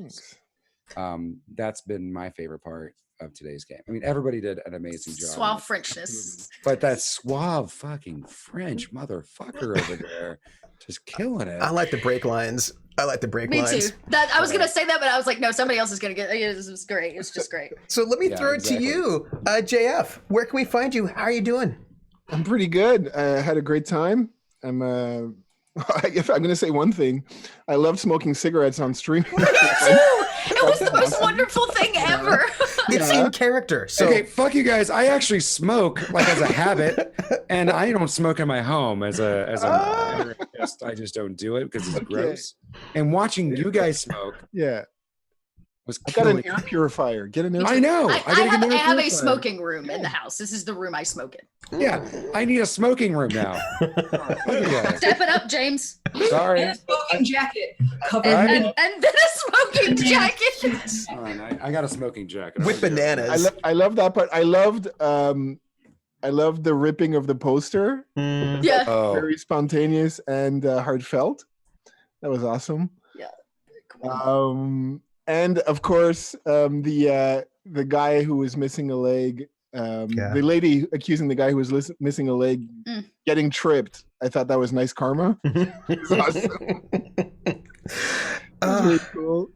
And I do love the way you play Nazis, Trooper. I want to kill them all. Thanks. I hope so. That's great. Goals. It's the Hannah Arendt, right? The banality of evil. Yes. Yeah. Yeah. There they are. So I'm troopersjp. You can find me here, and you can find me on Wednesdays at Tales from the Grim doing Witcher with JF, and it's an amazing campaign. But I want to say we got a donation that I need to sort of put out here because you all need to know about it. We got a donation of $100. What? From Wee Wee Ha Ha Anon.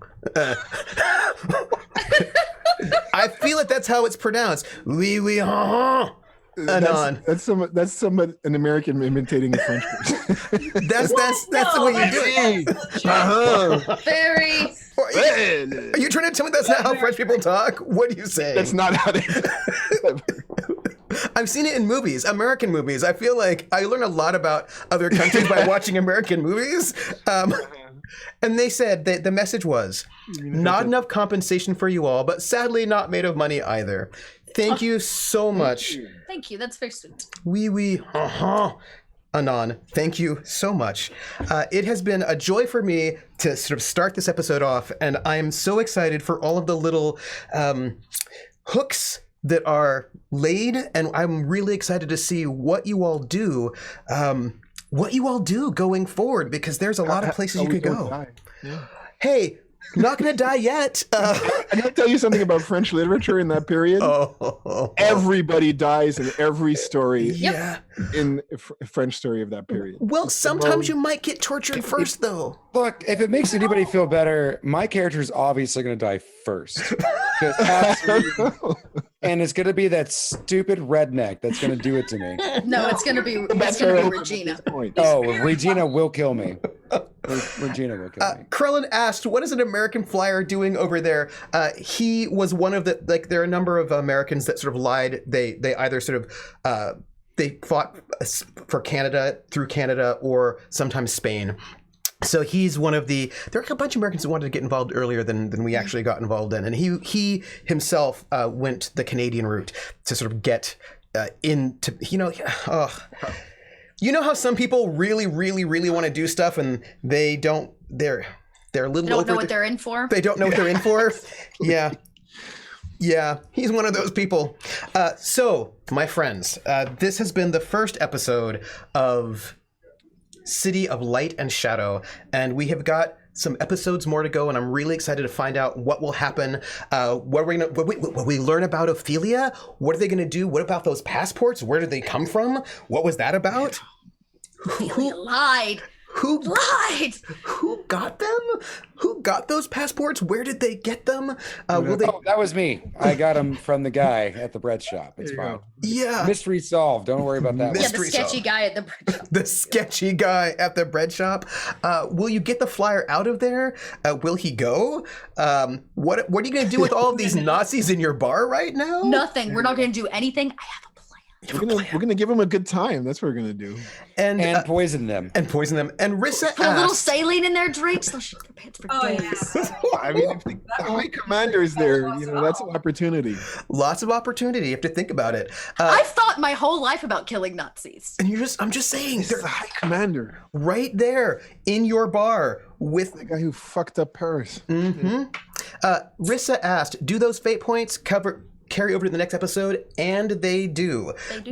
They do. The thing is, your fate points stay if you go over your limit. If you're below your limit, you'll go back up to your limit. So all of y'all will get your fate points back. So you'll go back to 1, and you'll keep those 4 that are hanging out there for you. The combined pool, right? Mm-hmm. Okay. That's right. And next time, audience, you'll get to see what compels are like, which is when all of their problems come to bite them in the butt to say hello. Yeah. That's it. Why can't we have a happy episode ever? Hello, butt biting. This was a happy episode. Photographs, drinking, driving. Love poetry. Love poetry. That was my favorite part, I think. Slap on the face. So, my friends, I'm going to take us to credits. Take care of yourselves, and I will catch you all on the flip side. And thanks for being here, everybody. Bye.